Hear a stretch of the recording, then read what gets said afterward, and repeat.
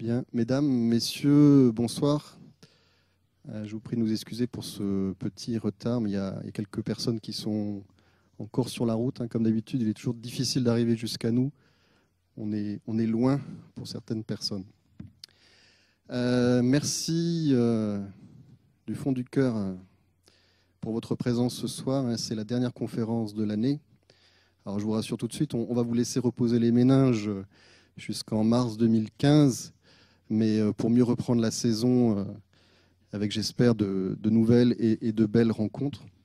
En tout cas, pour ce soir, nous terminons cette année en beauté avec notre conférencier préféré. Il le sait, donc je le redis quand même, mais bon. Patrice Gaudin, qu'on ne présente plus, ou presque. Il est ethnologue, il est en Nouvelle-Calédonie depuis une trentaine d'années maintenant. Spécialiste du monde kanak évidemment, en particulier de la région Haute-Mawab qui est sa terre de prédilection. Mais ce soir, on va changer de lieu, on va plutôt se diriger du côté de Wailou avec le fondateur de la mission Doneva, en l'occurrence le pasteur Maurice Lénart.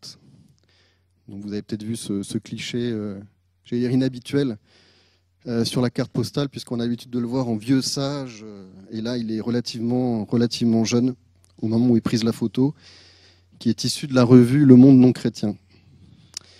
Donc Maurice Lénart, pasteur, je le disais, avec une œuvre missionnaire importante, mais ce n'est pas de ça qu'il sera question ce soir, puisque ce qui a intéressé Patrice Gaudin, c'est le bilan scientifique.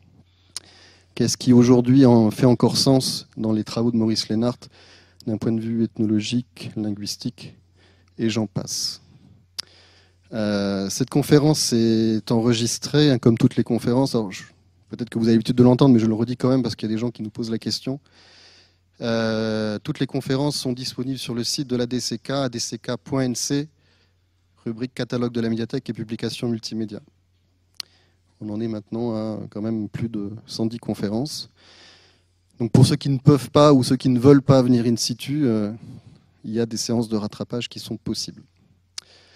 Voilà, je laisse la parole à Patrice et surtout, j'attends vos questions pour les débats. À tout à l'heure. Merci. Merci Patrice.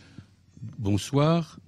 Le titre de la conférence est un peu incomplet. J'aurais dû l'intituler « Maurice Lénart, anthropologue, bilan scientifique ».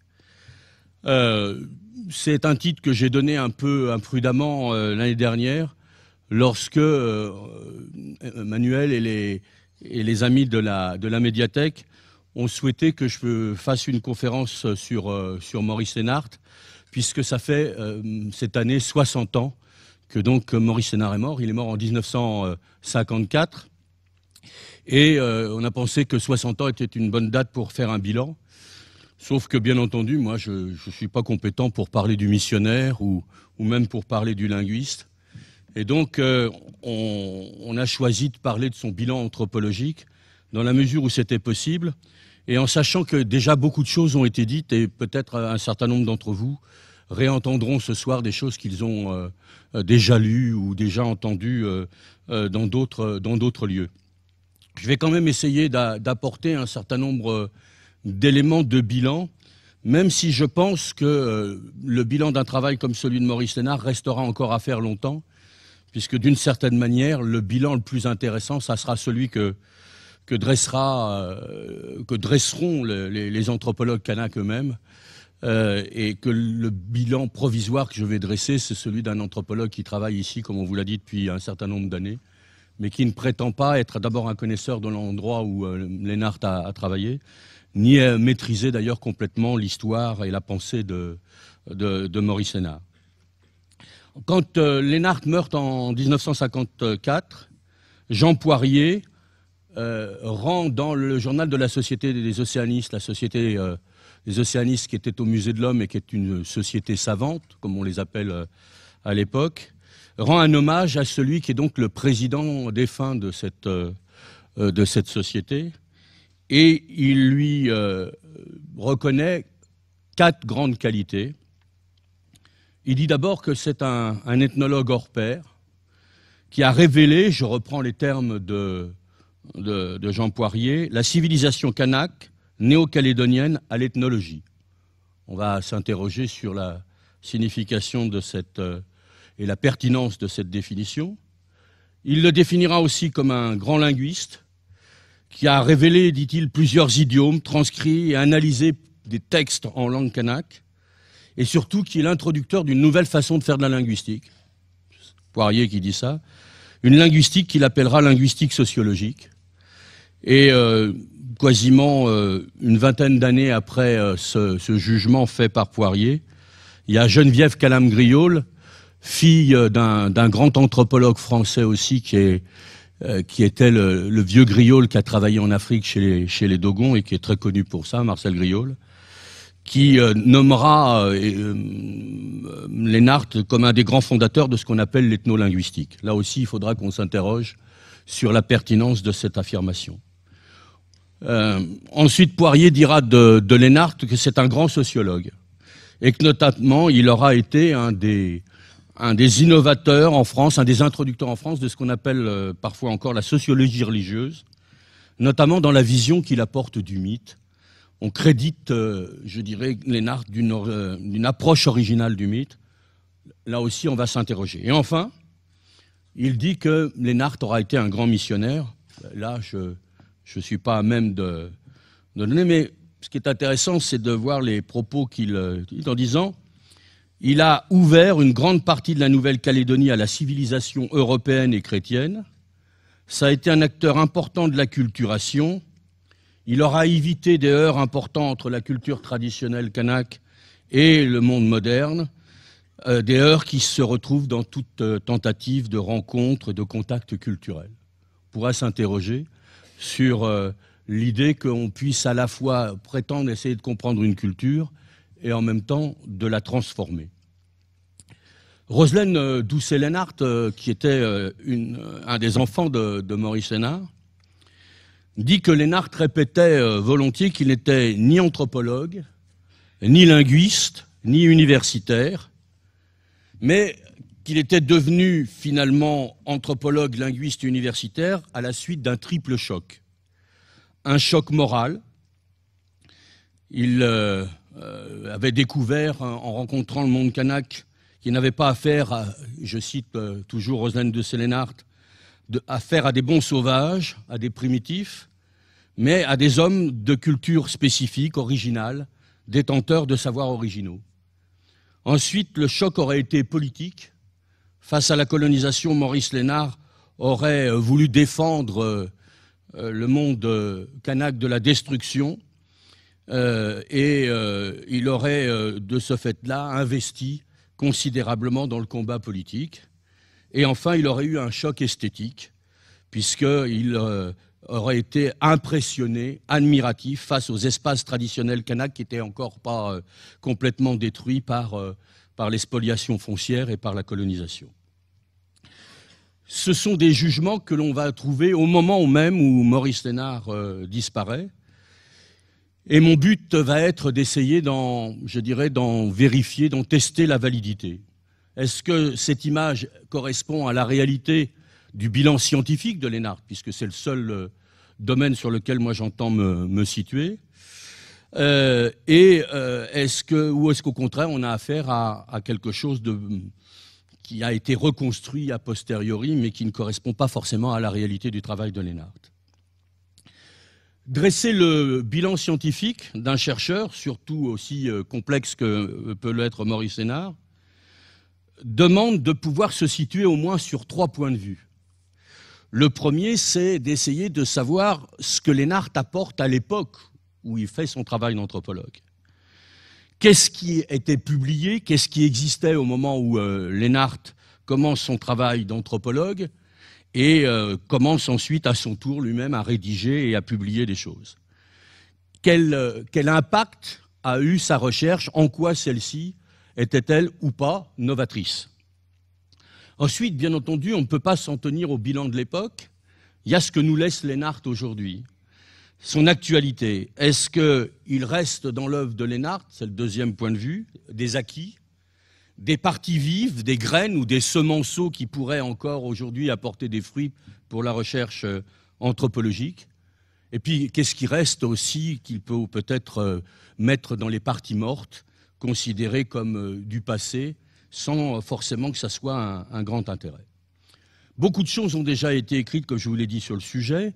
Très très tôt, Lénart va faire l'objet d'une sorte d'hagiographie de la part non seulement de l'Église dans laquelle il était pasteur, mais aussi de la plupart de ses élèves.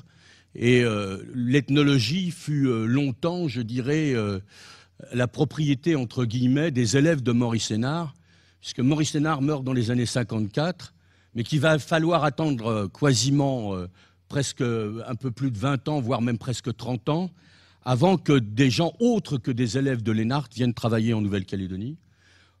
Pendant toute cette période-là, c'est essentiellement 2 élèves de Lénart qui vont faire de l'anthropologie ici. L'un qui est très connu, qui est le professeur Jean Guiard, et puis l'autre moins connu, qui est Pierre Métais, qui avait été instituteur dans la région de la Foix-Saraméa et qui a livré sur le pays Thierry un certain nombre d'écrits importants.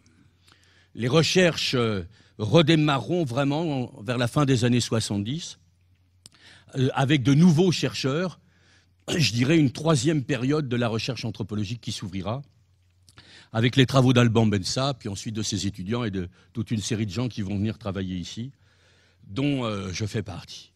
Et puis l'œuvre de Maurice Hénart a donné lieu à un nombre important de réflexions. Vous pourrez, quand vous sortirez tout à l'heure, voir par exemple le texte qu'a consacré James Clifford à l'anthropologie de Lénart, et puis les travaux plus récents qui ont été faits par Christine Salomon et Michel Nepels autour de l'évaluation de l'œuvre de Lénart, et je m'inspirerai bien entendu de tout ça. Mais au-delà de cet aspect donc du bilan scientifique, c'est-à-dire ce qui était fait à l'époque et ce que Lénart a apporté, et puis ce que Lénart laisse aujourd'hui comme partie vive, on va dire, il y a aussi une interrogation sur la manière dont l'ethnographie se fait. C'est-à-dire, j'ai envie de profiter du fait que Lénart soit je dirais, comme objet à discuter ce soir, pour s'interroger sur l'écart qu'il y a parfois entre ce que quelqu'un dit et ce qu'on a entendu. Parce qu'il y a des paradoxes absolument extraordinaires.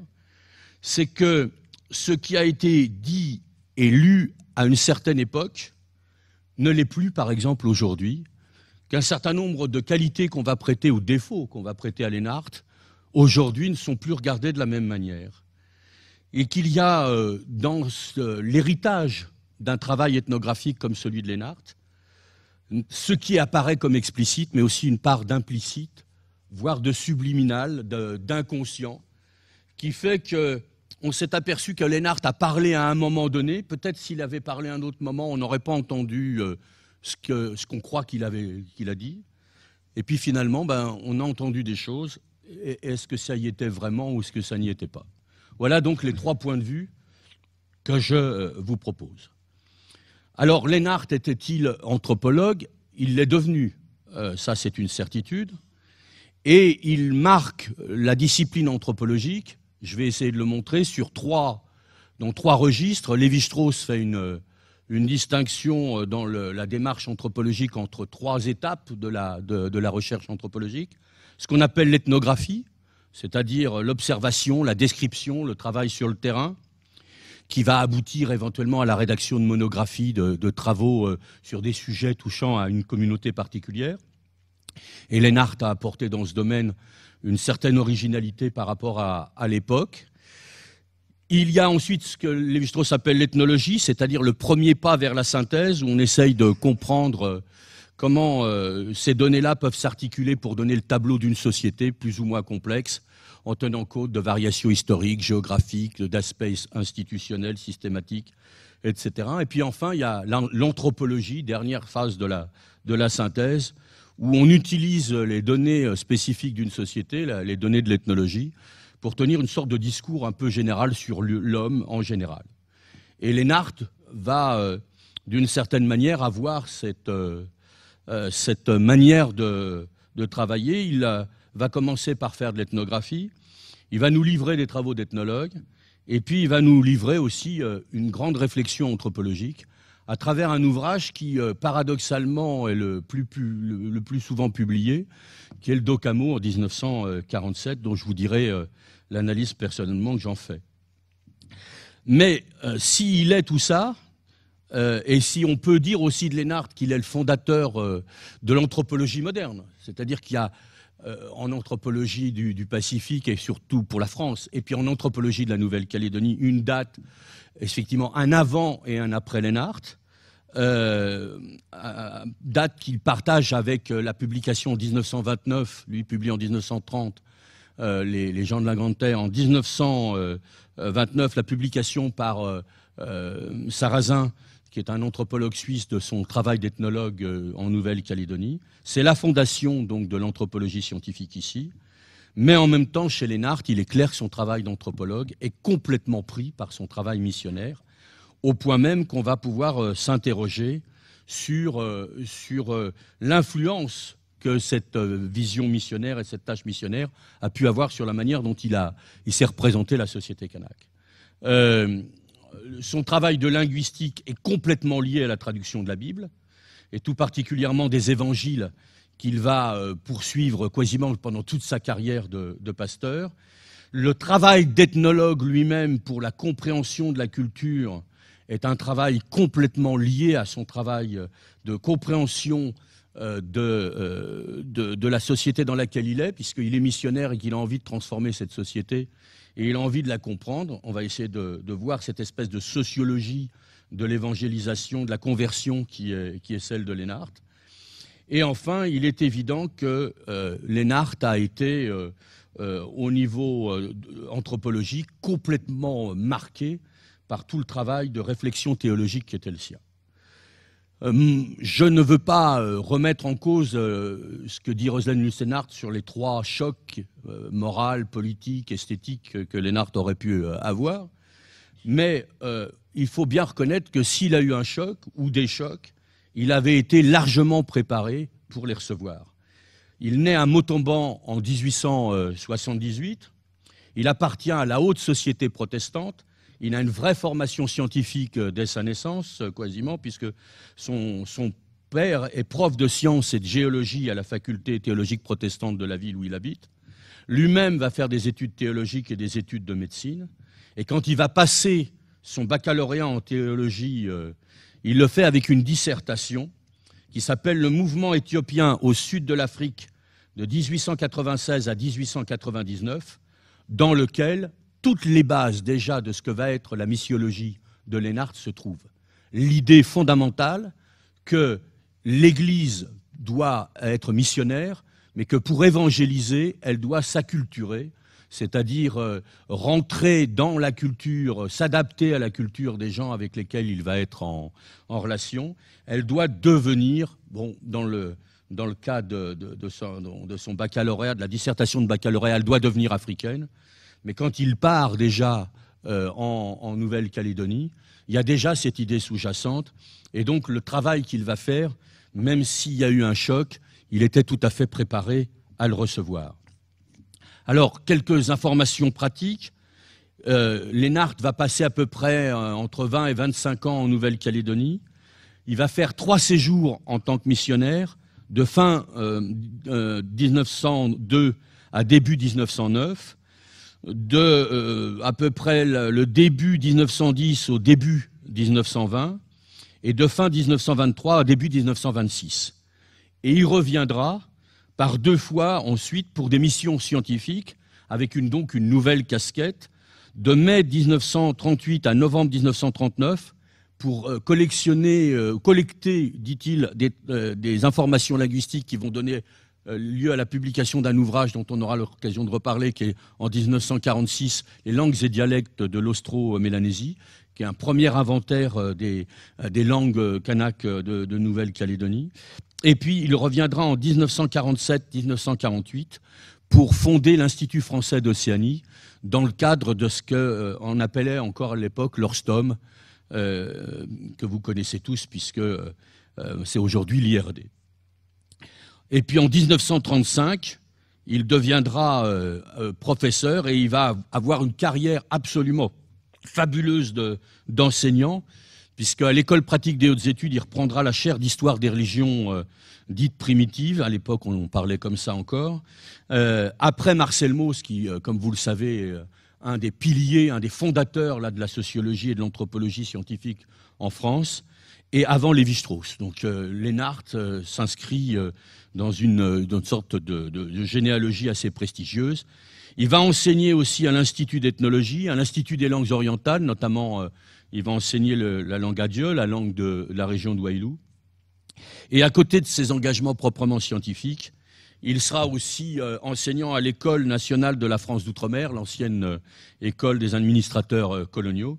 Et puis il sera aussi aux missions évangéliques, c'est-à-dire il enseignera aux pasteurs. Il aura aussi un rôle important dans la création et la structuration du département Océanie du Musée de l'Homme et d'autres missions. Je ne vais pas aborder tout ça. Alors, que se passe-t-il d'abord quand Lénart arrive dans l'anthropologie du Pacifique? Et principalement, on va dire, de l'anthropologie de la Nouvelle-Calédonie, ce qui nous évitera de nous disperser. Essentiellement, quand Lénart va arriver, cette ethnologie est essentiellement une ethnologie de type descriptive, naturaliste. C'est-à-dire que la plupart des écrits anthropologiques ne sont pas le fait de spécialistes, c'est le fait soit de missionnaires, pour une bonne partie d'entre eux, de médecins de marine, de voyageurs, qui, en même temps qu'ils vont décrire le pays dans lequel ils sont, notamment ils ont de grandes connaissances naturalistes, vont essayer d'apporter des informations sur les mœurs, les coutumes, les pratiques sociales dans les sociétés qui habitent les pays où ils voyagent. Cette façon-là est une façon très échantillonnage. C'est une description extrêmement superficielle où on vous dit, voilà, les casses c'est fabriqué comme ça, les pirogues c'est fabriqué comme ça, ils ont telle ou telle mœurs. Alors ça se complète éventuellement d'un certain nombre de propos psychologiques sur est-ce que ces gens-là sont superstitieux, pas superstitieux, est-ce qu'ils sont intelligents ou pas intelligents. On décrit aussi leurs caractéristiques physiques et puis on rajoute quelques faits d'ethnographie. Il y a très très peu d'exceptions à l'époque.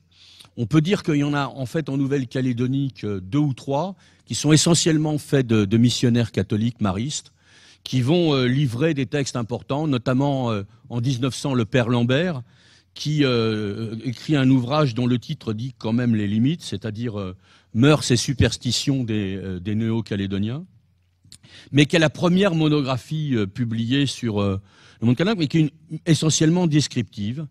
Et puis les travaux faits dans le cadre des conférences épiscopales, je pense notamment aux travaux du père Rougeron et surtout du père Gagnère, qui, dans sa note sur la religion des Néo-Calédoniens, apporte des connaissances descriptives extrêmement importantes. Mais il y a, je dirais, une vision très extérieure, toujours. Il n'y a pas de recherche de compréhension de ce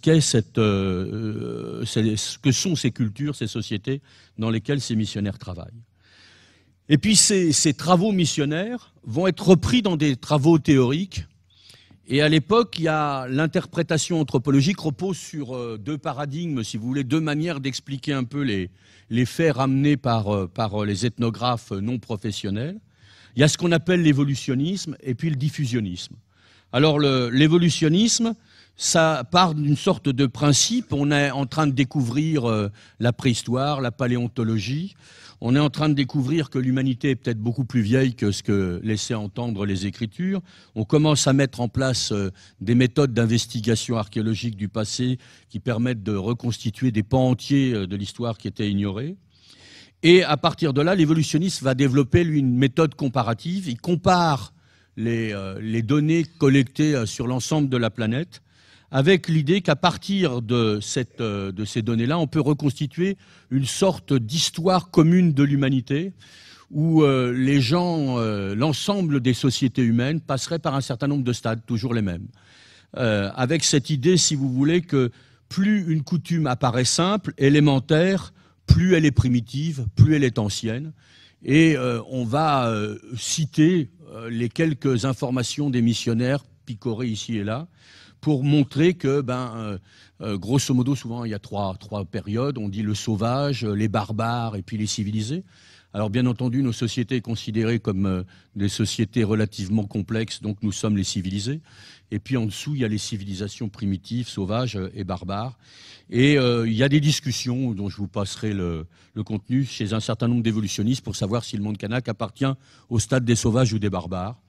Aujourd'hui, ça me paraît, bien entendu, on est bien loin de tout ça. Et puis, il y a le diffusionnisme qui imagine, au contraire, que la civilisation passe par migration et emprunt, et que c'est à l'échelle du globe, il y a des gens qui ont circulé et porté à partir de points d'invention de la civilisation. Alors ces points d'invention de la civilisation, je ne vous surprendrai pas en vous disant qu'ils sont majoritairement situés dans le bassin méditerranéen, notamment en Égypte et puis en Mésopotamie. Et puis il y a des sociétés qui apparaissent comme des sociétés périphériques. Et par exemple, il y a un grand anthropologue allemand qui a consacré des passages à la Nouvelle-Calédonie, qui s'appelle Ratzel, et qui vous explique que dans le nord, les rapports entre les communautés, c'est toujours fait. Il y a toujours une sorte de connexion généralisée et donc une dynamique de créativité culturelle, alors que dans le sud, et notamment dans le Pacifique, règne la séparation, l'isolement, etc. Et donc le monde kanak apparaît comme un monde marginal et un monde isolé. C'est à l'intérieur de cette vision fondamentale de l'anthropologie qu'apparaît le travail de Lénart. Il faut y rajouter quand même une référence à Marcel Mauss, dont je vous ai dit qu'il avait été le prédécesseur de Lénart à l'École des hautes études, qui en 1913 a une vision un peu différente des choses et qui écrit dans un article intitulé « L'ethnographie en France et à l'étranger » que la connaissance de la Nouvelle-Calédonie devrait apporter des réponses importantes à toute une série de questions anthropologiques. Et là, on a une première clé de l'intérêt qu'il y avait aux travaux de Lénart, parce qu'on attendait des choses de l'anthropologie de la Nouvelle-Calédonie, et Lénart étant le premier à apporter réellement une documentation conséquente, eh bien on s'est dit qu'il allait peut-être apporter les clés. Alors, quelles étaient les questions qu'on se posait à l'époque? C'était d'abord, est-ce que la Nouvelle-Calédonie n'allait pas apporter des éclairages absolument fructueux et déterminants sur l'archéologie préhistorique de la Nouvelle-Calédonie?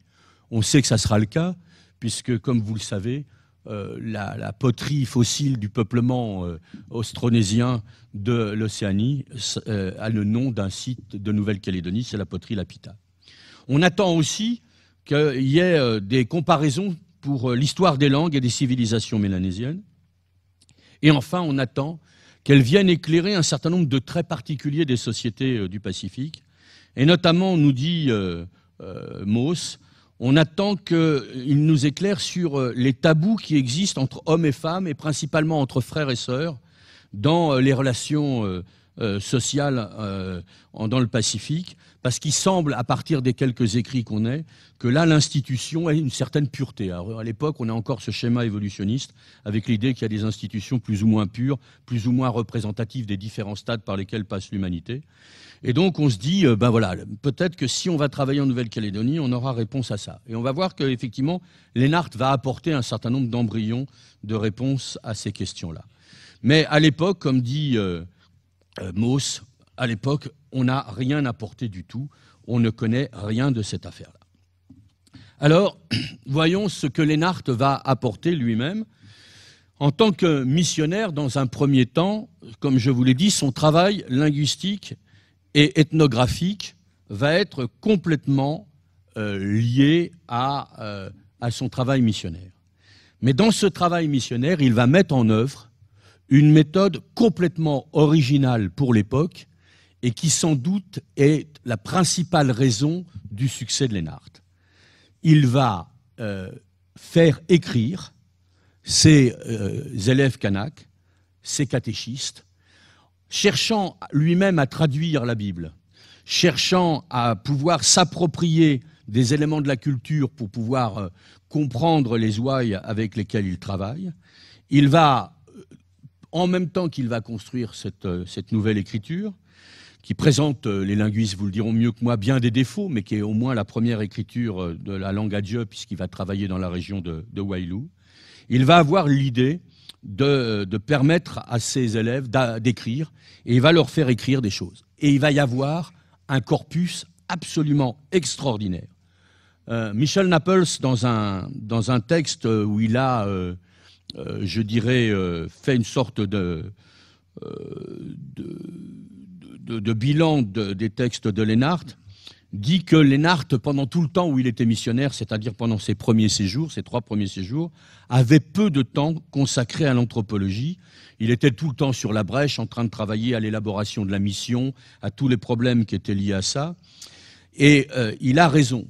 Mais en même temps, il a fait énormément écrire. Il y a des dizaines et des dizaines de cahiers qui sont, sur lesquels il va ensuite faire tout un travail de mise en forme, de traduction, d'élaboration de dictionnaires, et les documents qui vont ressortir de ce travail-là constituent aujourd'hui, moi je n'ai jamais travaillé sur ces documents, mais d'autres, je sais qu'il y a ici dans la salle des chercheurs qui connaissent ces documents, qui les fréquentent, vous diront l'énormité du travail qui a pu être abattu à cette époque-là, à la fois par les textes qui ont été écrits sur la culture kanak, par les intéressés eux-mêmes, par tout le travail de mise en forme de la langue et la création du dictionnaire qui va accompagner tout ce travail de mise en forme et de traduction, et par tous les recueils de textes traditionnels, puisque non seulement les gens vont décrire leur culture, décrire des coutumes, etc., mais vont aussi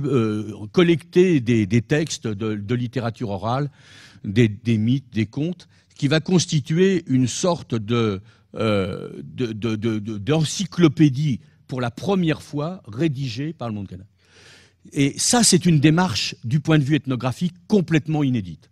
C'est-à-dire que Lénart, effectivement, est sans doute le tout premier anthropologue qui ne se contente pas d'aller interroger des gens en face à face ou en faisant des réunions pour essayer de les interroger sur leur organisation sociale, leur chefferie, leurs rituels, etc., mais qui va confier réellement, d'une certaine manière, tout le travail de recueil ethnographique aux intéressés eux-mêmes.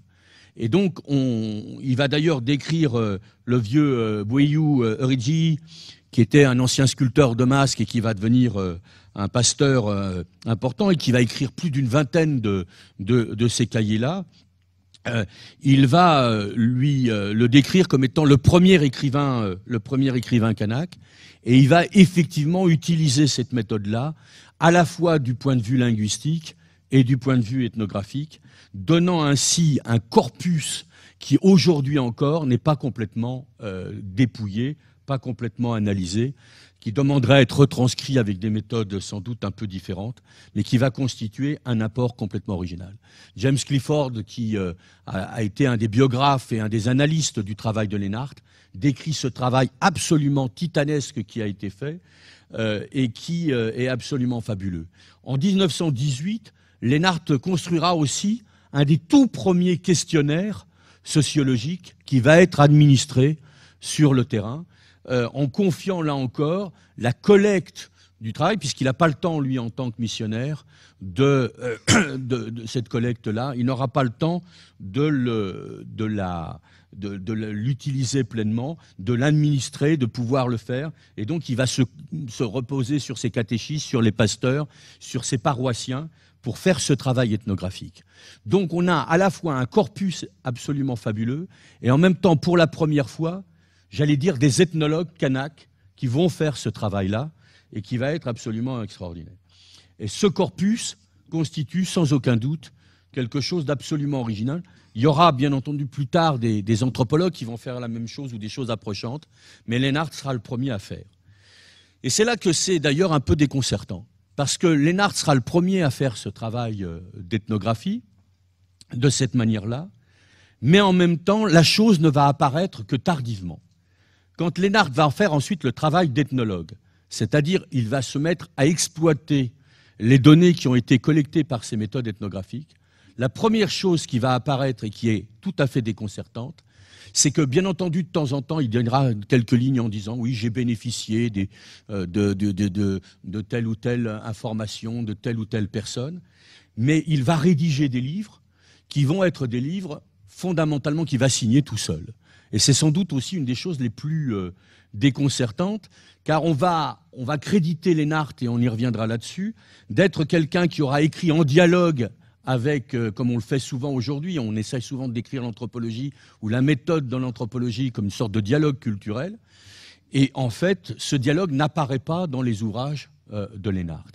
Et c'est d'autant plus sidérant que quand, à partir de 1930, il va publier les 3 ouvrages clés de son travail d'ethnologue, de travail sur la société de Wailou, que sont les notes d'ethnologie calédonienne, la grammaire et le vocabulaire de la langue de Wailou, et puis les documents calédoniens qui sont un recueil de textes en traduction juxtalinéaire, c'est-à-dire la langue plus les mots, la traduction française, avec toute une série d'explications.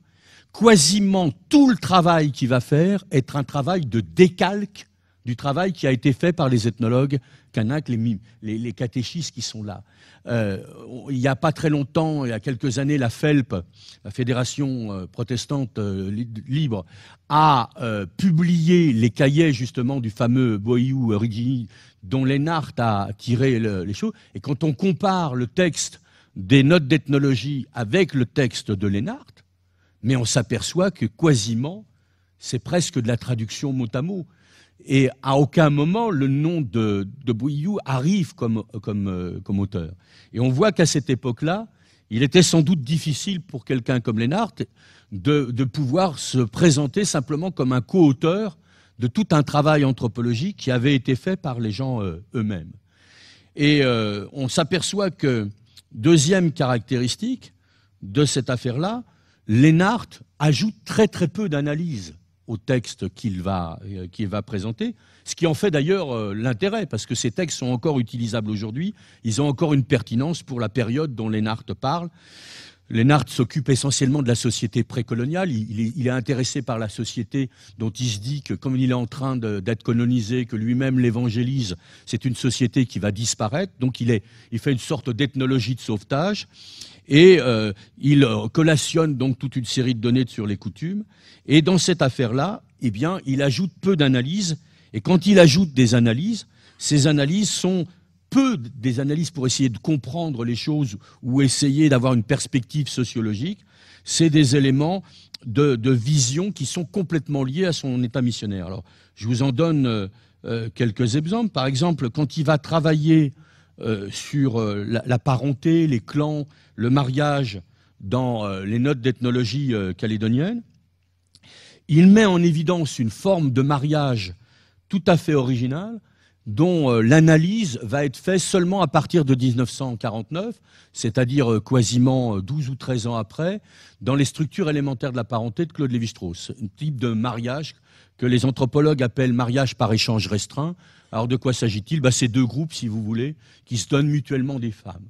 Soit en échangeant des sœurs, comme ça se faisait dans le temps en Nouvelle-Calédonie, soit en disant à une génération, un homme a reçu une femme, à la génération d'après, eh bien, il va donner une fille au clan dont il a reçu sa femme, et il va y avoir comme ça, de génération en génération, répétition du mariage, héritage des liens d'affinité et d'alliance entre les clans.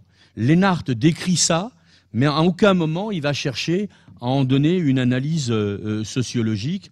Il se contente de chercher à chaque fois des choses qui vont tourner autour de la notion de personne. Et on va voir que ce qui est fascinant dans le travail de Lénart, je vais y revenir, c'est que justement, il n'est pas sociologue pour dessous, par contre, il est éminemment psychologue. C'est-à-dire que ce qu'il recherche à travers l'ethnologie, c'est ce qu'il a été recherché en tant que missionnaire aussi, c'est la compréhension de la psychologie des gens avec lesquels il a travaillé. Donc il va développer toute une approche psychologique assez forte. Et tout est comme ça dans cette façon de faire. Par exemple, quand il va travailler sur l'initiation, il va donner la seule description extraordinairement détaillée des cérémonies d'initiation dans le monde kanak et principalement à la fois dans la région de Wailou mais aussi dans la région de Gomen où il apporte des faits très très importants.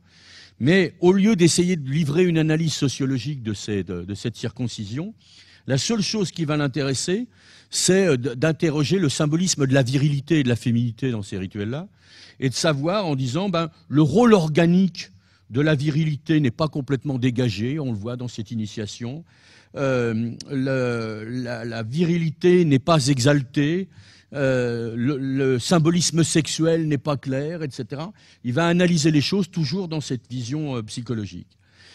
Et tout va être dans cette affaire-là. Par exemple, quand il va travailler sur la monnaie, il va être le premier à décrire les logiques d'échange de la monnaie. Par exemple, il va mettre en évidence qu'il y a plusieurs façons dont la monnaie kanak circule. On peut la donner sans retour, c'est-à-dire on donne une monnaie mais il n'y a pas d'échange. Et il dit dans ce cas-là, ça marque une forme de dépendance à l'intérieur de la société. Ça peut être quand on a des accords, deux monnaies égales, chacun échange des monnaies. Ou alors la monnaie peut servir à acheter des choses. On donne la monnaie contre un objet. Et alors là, ce qui va l'intéresser, c'est le côté psychologique encore. Il dit, et là c'est un peu surprenant d'ailleurs la manière dont il dit les choses, cette monnaie, je la donne contre un objet, c'est déjà une forme d'abstraction. Les gens, on commence à avoir une intelligence abstraite. Il y a un progrès dans la mesure où ils accèdent à cette abstraction. Bon, c'est limité à quelques objets dont la difficulté de possession a amené l'indigène à la notion de valeur. Donc vous voyez, une sorte de description psychologique. Il y a de la rareté, parce qu'en fait là on est dans une psychologie très utilitariste. Il y a de la rareté, il y a des objets qui sont difficiles à avoir. L'indigène, à partir de là, commence à avoir une idée de valeur. Vous voyez, il accède tout d'un coup à une sorte d'abstraction. Tout va être décrit dans cette manière de faire les choses. Et donc on va avoir une ethnologie qui à la fois est très très riche, puisqu'elle va être nourrie de toute l'ethnographie qui est là, qui est une ethnologie qui est nouvelle, puisqu'elle va apporter toute une série de réflexions à partir des documents qui sont là, mais en même temps avec cette espèce de choses un peu surprenantes, que ces textes-là ne seront ni des textes d'analyse réellement anthropologique, ni véritablement des dialogues avec la société dans laquelle il a travaillé, mais des textes qui vont être des textes d'universitaires, où pourtant, quasiment, on va dire 90% de la matière de ces bouquins-là ont été écrits par les Kanaks eux-mêmes. Donc là, il y a une véritable interrogation sur ce qui se passe. Ce qui va être encore plus intéressant ensuite, c'est quand Lénart va passer au dernier niveau, qui est celui de l'abstraction, lorsqu'il va devenir, je dirais, anthropologue. Là, le travail de décontextualisation de ses recherches va prendre encore une tournure en plus, c'est-à-dire qu'il va utiliser des pans entiers du travail ethnologique qui a été fait par les gens qui sont là pour donner une théorie de l'homme qui est absolument extraordinaire. Alors, je n'ai pas le temps ici d'analyser tous les éléments de cette théorie de l'homme, mais je vais partir de la notion d'individu et de la notion de sujet, qui est le centre du grand bouquin connu de Lénart, qui est D'Occamo, la personne et le mythe, publié en 1947, bouquin qui n'a jamais cessé d'être publié. Alors qu'il y a des interruptions de ces textes ethnologiques qui sont les plus intéressants, il faut régulièrement refaire des tirages, D'Occamo ne cesse d'être publié, alors que c'est peut-être la partie la plus sujette à caution. Alors, qu'est-ce que c'est que l'individu dans le monde kanak? Qu'est-ce que c'est que le sujet dans le monde kanak? La réponse, là, on va la faire brute de décoffrage. La grande découverte de Lénart, c'est que l'individu dans le monde kanak n'existe pas. Il vous le dit tel quel. Il n'y a pas d'individu. L'individu n'existe pas pour une raison très simple, c'est qu'il est en permanence incapable de se dégager à la fois de la nature et de la société dans laquelle il est pris. Il y a chez Lénart un terme qui va désigner ça, on reviendra sur cette phrase, qui est d'opposer ce qu'il appelle l'anthropomorphisme à ce qu'il appelle le cosmomorphisme. Alors qu'est-ce que c'est que l'anthropomorphisme chez Lénart? C'est l'idée qu'on va prêter aux êtres de la nature, aux choses de la nature, des qualités qui sont celles des hommes. Dans D'Occamo, Lénart donne par exemple l'explication « cet arbre est mort » ou « le soleil se lève ». il dit, dans le monde kanak, cette chose est complètement impossible. L'être est envahi totalement par la nature, il est pris par lui, il n'arrive pas par sa pensée à se dégager du monde, il n'arrive pas à faire une séparation entre sujet et objet, les hommes sont pris dans la nature. En fait, d'une certaine manière, on est dans une indifférenciation généralisée, une sorte de pensée un peu magmatique qu'il appelle une pensée obscure et confuse, auquel il donnera le nom de pensée mythique, on va revenir là-dessus. Et il y a dans cette pensée pas d'objet, il n'y a pas de sujet non plus. Et parmi les éléments qu'il donne pour expliquer ça, il dit, par exemple, vous voyez, l'homme va comparer le sang qui coule dans ses veines à la sève qu'il y a dans le bois. D'une certaine manière, entre l'arbre et l'homme, il n'y a pas de différence. Alors voilà un des textes, par exemple, que je vous ai affiché dans le Docamo, page 67-68, où on voit il n'y a pas d'anthropomorphisme pour suppléer à la réalité du langage mythique employé par le kanak. Et dans ce manque d'anthropomorphisme repose l'une des raisons profondes de ces situations que les philosophes ont montrées comme caractéristiques de la mentalité primitive. L'absence de distance entre les gens et les choses, l'adhérence de l'objet et du sujet, et toutes les participations dans un monde que l'œil ne regarde que sous deux dimensions. Et il faut songer en effet que ce n'est pas le Ménésien qui a découvert l'arbre, mais l'arbre qui s'est révélé à lui, comme il arrive à l'objet à l'origine de toute connaissance. Quand l'homme vit dans l'enveloppement de la nature et ne s'est pas encore dégagé d'elle, il ne se répand pas dans celle-ci, mais il est envahi par la nature, il est envahi par elle, et c'est au travers d'elle qu'il se connaît. Il n'a pas de vue anthropomorphique, mais il reste soumis au contraire aux effets d'une vue sans différenciation. Plus tard, Lénart parlera de gang tribal. L'individu ne se sent pas individu. Et bien entendu, on imagine bien que ce qui va apporter l'individu dans cette société-là, ça va être l'évangélisation. Autre citation, dans le même sens, le kanak embrasse ainsi le monde total en chacune de ses représentations, et il ne se dégage pas lui-même de ce monde. Il se fait du monde une image non point hétérogène et brisée, comme il nous arrive, mais une image homogène, ou pour mieux dire une image cosmomorphique. À ses yeux, la roche, la plante, le corps humain procèdent de structures analogues. Une identité de substance les confond dans le même flux de vie. Donc, cosmomorphie. Deuxième chose qui explique ça, c'est que le kanak est tellement pris de la nature que le kanak n'a pas de corps. Et il va y avoir tout un travail que Lénart va faire autour de la notion de corps qui est absolument fabuleux. Les travaux que j'ai pu faire sur ce sujet-là, et puis Michel Naples dans le texte où il analyse un peu la pensée de Lénart sur la notion de personne, reprend la chose. On a affaire à quelque chose qui est inouï, à la fois, je dirais, dans l'histoire de l'ethnologie et dans l'histoire de la christianisation.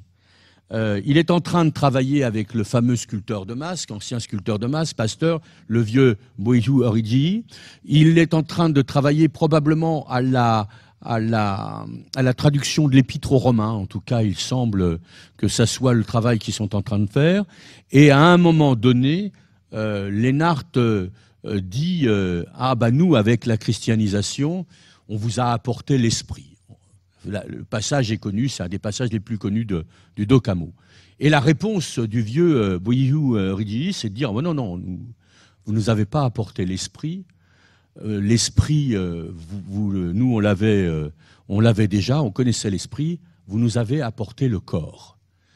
Et ce qui va se passer, c'est que Lénart, qui est un missionnaire, ne va pas analyser cette réponse du vieux Boitou en disant il a compris quelque chose du christianisme, il ne l'analyse pas en missionnaire, il va l'analyser en anthropologue comme une sorte de carence cognitive, de handicap mental de la société kanak. C'est absolument fabuleux. En effet, si on se situe dans le cadre d'une interprétation chrétienne, rien de plus extraordinaire que ce que vient de dire Boitou. On pourrait imaginer que Lénart soit absolument ravi de la nouvelle qu'il apprend, puisque d'une certaine manière, qu'est-ce que nous dit le christianisme ? C'est qu'il nous dit que le Christ est mort et ressuscité, et qu'à la fin des temps, il y aura non pas simplement la survie de l'âme, ça c'est connu depuis l'Antiquité, mais la résurrection des corps. D'une certaine manière, c'est une splendide leçon de christianisation qui montre aux missionnaires que tout a été compris par rien. Eh bien, Lénart va dire, ah, on leur apprend le corps, en fait, ils ne savaient pas qu'ils avaient un corps, ils sont non différenciés du monde, et cette absence de corps, eh bien, fait que, d'une certaine manière, ils n'arrivent pas à se dégager du monde dans lequel on est. Et donc là, on retombe dans cette espèce de gang dans lequel on est. Ensuite, Lénart va faire une chose extraordinaire aussi. Il va partir du travail linguistique qui est le sien, de travail de traduction, pour découvrir dans la langue elle-même des carences cognitives, c'est-à-dire des espèces de handicaps des personnes avec lesquelles il travaille. Il dit, par exemple, dans Docamo et dans d'autres articles, qu'il n'y a pas de vocable correspondant à un.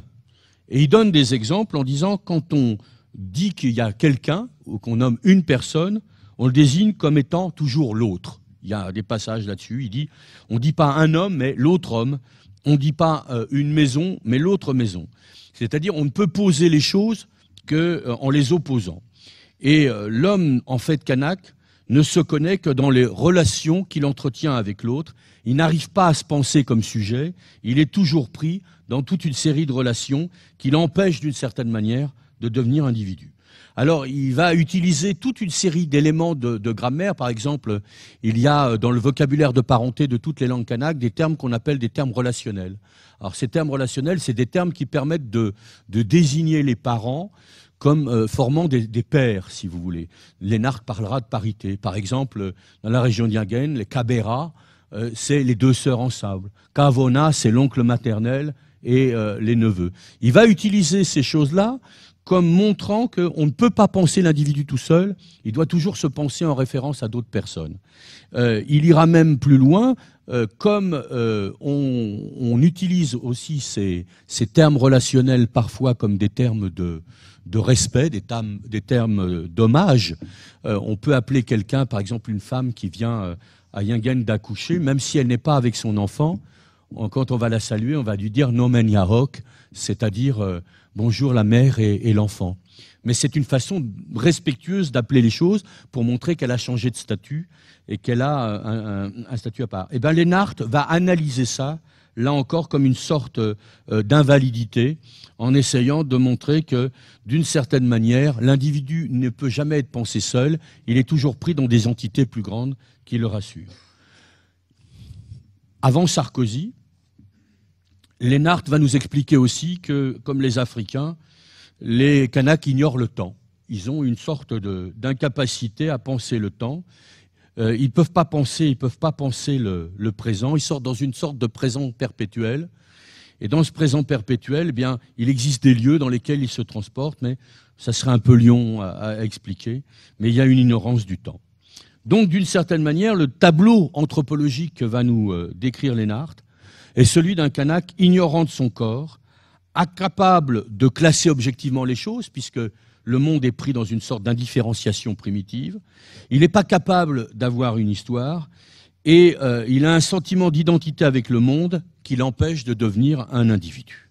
Ce qui va lui permettre, bien entendu, de devenir un individu, ça va être le travail du missionnaire, qui a pour but de faire passer petit à petit je dirais, le Kanak de la gangue tribale, comme il le dira dans un article tardif publié en 1963, alors qu'il est déjà mort depuis presque 9 ans, eh bien, de passer de la gangue tribale à la conscience morale.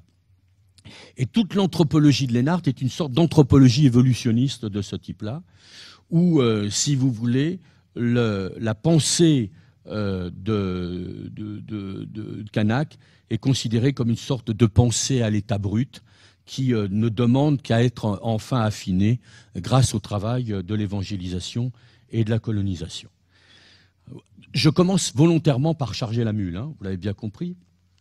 Et dans ce travail-là, eh bien, on voit comment, si vous voulez, tout le travail d'anthropologue de Lénart, inséparable de son travail de missionnaire, va consister d'une certaine manière à s'emparer de tout le travail qui avait été fait par ces gens-là, sans le dire, et ensuite, d'une certaine manière, en le retournant Donc c'est une vision de Lénart qui n'est peut-être pas celle qu'on donne d'habitude, mais qui, moi, me paraît être assez juste du travail qu'il a pu faire. Bien entendu, ça va poser quand même un certain nombre de problèmes à Lénart. Et quand il va commencer à rentrer dans le débat anthropologique, il va s'interroger sur la manière de théoriser cette affaire-là. À l'époque, l'école française de sociologie, lorsqu'il commence à écrire donc, son travail d'anthropologie, est divisée, je dirais, en deux grandes tendances.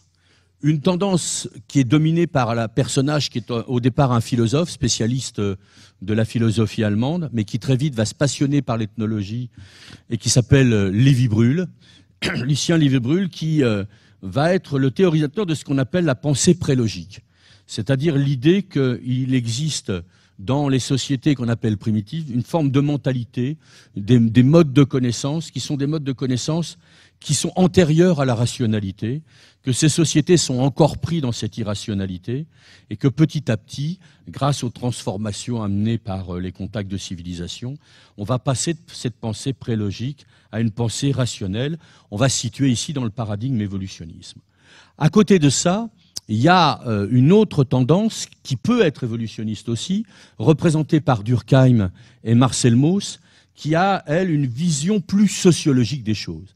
C'est-à-dire, on va essayer non pas de penser la psychologie, mais de montrer que les catégories que les gens emploient pour penser le monde, penser leur univers, penser leurs relations, sont étroitement liées à la manière dont la société est organisée.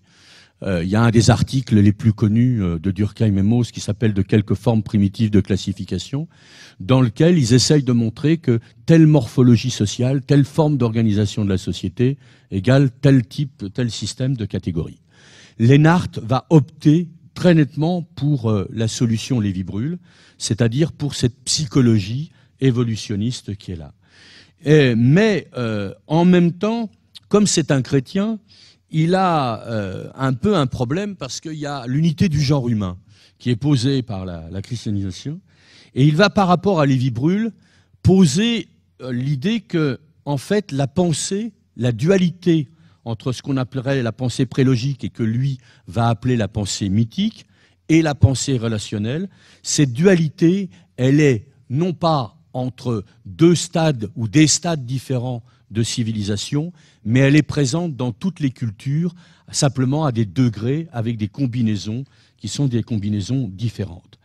Le mythe existe, dit-il, dans nos sociétés occidentales, mais ce mythe va être relégué essentiellement chez l'enfant, au début, qui, lui, a une pensée qui est dominée par le mythique, par la poésie, par l'art, par la religion. Cette pensée est une pensée affective. C'est une pensée qui n'arrive pas à conceptualiser. C'est une pensée qui fait que quand on est en contact avec le monde, on perçoit intuitivement, confusément un certain nombre de choses, et comme on n'est pas à même de l'exprimer clairement, de le conceptualiser, de le formaliser, de le symboliser correctement, eh bien on trouve des espèces de récits qui peuvent apparaître absurdes, mais qui rendent compte de cette espèce de sentiment, de cette présence affective. Et Lénart va dire cette présence affective, elle est à l'état, je dirais, plus important dans les sociétés qui sont des sociétés comme la société kanak, mais ils sont aussi une part de rationalité. C'est simplement le mélange qui est là. Et puis, il va développer, dans le cadre de sa critique missionnaire, l'idée que ces deux dimensions ont des aspects positifs et des aspects négatifs. L'aspect négatif l'emporte quand il y a un déséquilibre qui est trop grand. Il dit, le problème chez les primitifs, puisque c'est comme ça qu'il les appelle, c'est qu'il y a une confusion de l'esprit mythique qui fait qu'ils n'arrivent pas à être rationnels et ils n'arrivent pas à être individus. Mais dans le monde occidental, lorsqu'on est trop rationnel aussi, eh bien, la rationalité effrénée va faire qu'on perd le sens du sacré et que là aussi, il y a un certain nombre de dérégulations qui existent et l'hyper-rationalité crée des formes de barbarie, elles aussi. Et là, on voit bien le missionnaire en train de travailler, qui se dit, je vais à la fois amener les gens que je suis en train de convertir à un peu plus de rationalité, à la reconnaissance de l'individualisme, mais attention, il ne faut pas qu'ils soient éblouis trop par le monde occidental, parce qu'à ce moment-là, ils risquent de perdre le sens du sacré. Or, ce sens du sacré, ils l'ont de façon native. C'est un peu l'idée fondamentale de Lénard. Donc, dans cette vision qui est ici, on a une conception qui repose sur un certain nombre de prémices intellectuelles qu'il faut essayer de comprendre. Le premier, comme je vous l'ai dit, c'est une approche psychologique. Est-ce que les faits de société, est-ce que les faits de langue peuvent être interprétés de manière psychologique? Est-ce qu'on peut, à partir de faits de grammaire, le fait de savoir, par exemple, si y a reconnaissance d'un neutre par opposition à un masculin, un pluriel, comment on va conjuguer les verbes, comment on va signaler le passé, le futur et le présent. Est-ce que la manière dont la grammaire est là, d'une certaine manière, constitue des indices d'une psychologie qui serait de nature différente de la psychologie de, par exemple, un occidental? C'est cette conception que Frédéric Rognon, dans un article, appelle substantialiste de la langue, qui va être utilisée d'une certaine manière par Lénard. Comme il est missionnaire, il a envie de comprendre l'âme des gens qu'il cherche à convertir. Il est donc dans la recherche d'une mentalité et d'une psychologie, et c'est dans cette langue qu'il va la trouver. Et au lieu d'aller chercher des valeurs sociales, culturelles véhiculées par la langue, il aurait pu faire ce travail et de chercher des catégories et de voir comment tout ça a été travaillé par la société de manière sociologique. Au contraire, il va faire une sorte de psychologie des profondeurs, et cette psychologie est une psychologie évolutionniste, c'est-à-dire ces faits-là traduisent non pas des manières de voir le monde, mais des carences dans la manière de voir le monde, des handicaps. On aurait pu imaginer des visions tout à fait particulières. Il aurait pu, travaillant par exemple sur le duel, mettre en évidence l'importance des relations dans la définition du statut social de la personne. Il ne va pas le faire. Il va essayer de montrer au contraire que c'est une incapacité cognitive à se concevoir comme un sujet. Et tout va être dans cette affaire-là présent.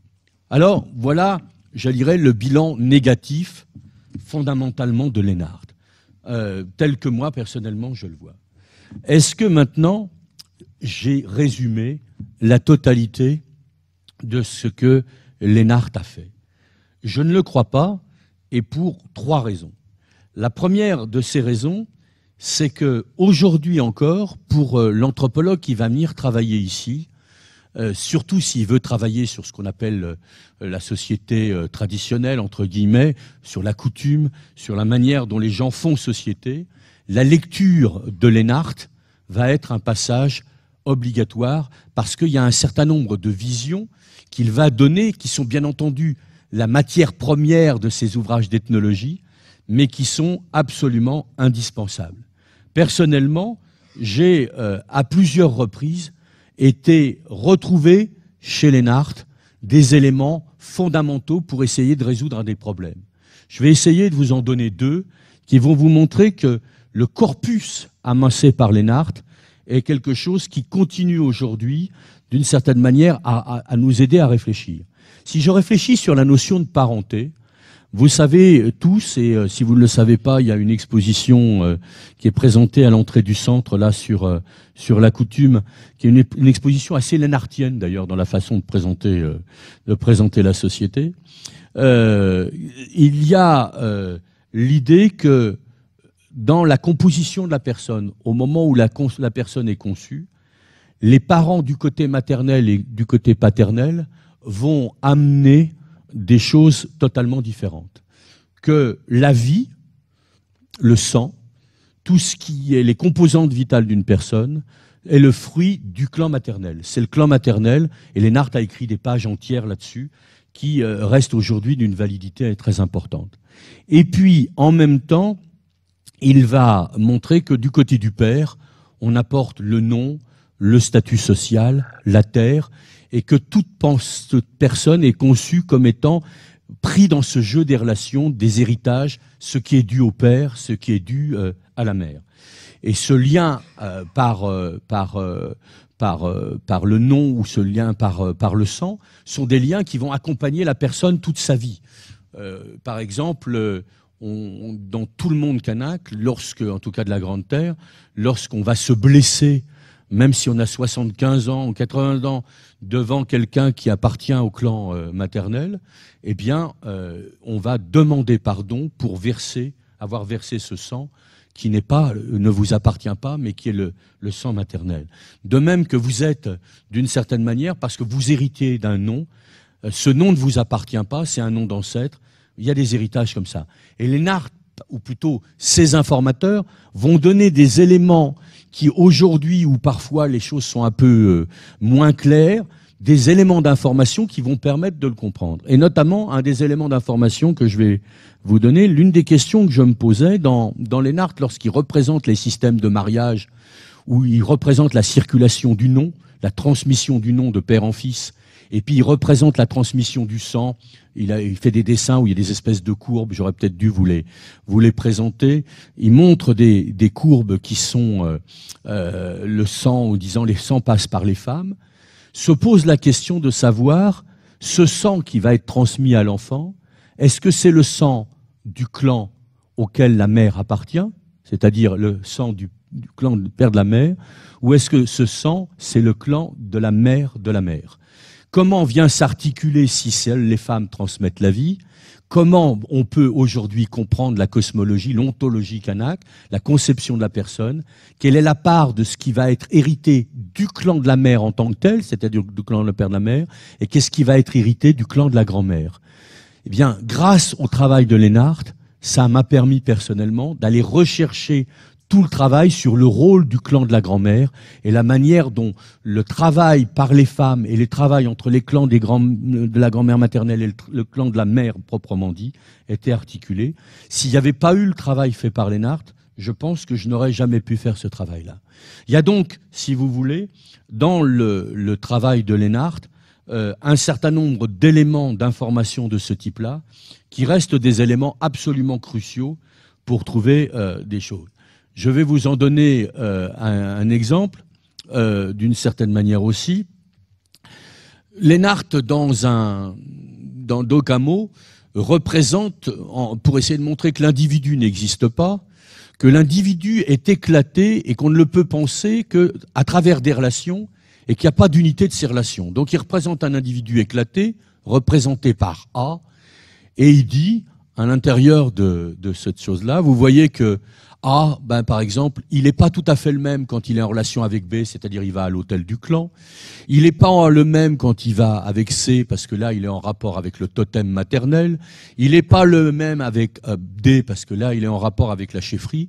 Et à chaque fois, on a une sorte de personnage qui est constitué par une sorte de collage, de puzzle de l'identité individuelle de la personne, mais il n'existe qu'à travers toutes ces relations éclatées, diffractées, il n'arrive pas à constituer un individu. Maintenant, si vous prenez le schéma qui va être donné dans un autre texte qui m'a beaucoup été utile, ce schéma-là n'est pas le mien, même si je l'ai recopié, c'est un schéma qui va être fait dans les années 60, par quelqu'un que tout le monde connaît, qui s'appelle Jean-Marie Tshibao, dans le cadre d'un travail de réflexion sur sa propre culture. Et en apparence, on a un schéma du même type. Sauf que vous regardez, vous avez ici l'individu qui est représenté avec un mot en latin, il est bien représenté comme unité, et il est marqué ego, c'est-à-dire moi en latin. Et là, on voit, si vous voulez, comment l'identité de l'individu se constitue effectivement en relation à travers toute une série d'éléments de sa propre culture, le chant d'igname, où il dit il y a des talismans pour la culture l'igname, la chefferie, avec les magies pour la protection, l'ancienne chefferie, où on va rechercher éventuellement les médicaments, le bosquet sacré, le hirilek, comme on dit à Yingen, la cascade, où il y a le médicament par l'eau. En apparence, on a le même schéma, mais on s'aperçoit que là, l'individu va être pensé de manière relationnelle, mais que la manière dont cet individu est pensé relationnellement vient nous renvoyer à un système tout à fait différent, aux antipodes de celui de Lennart.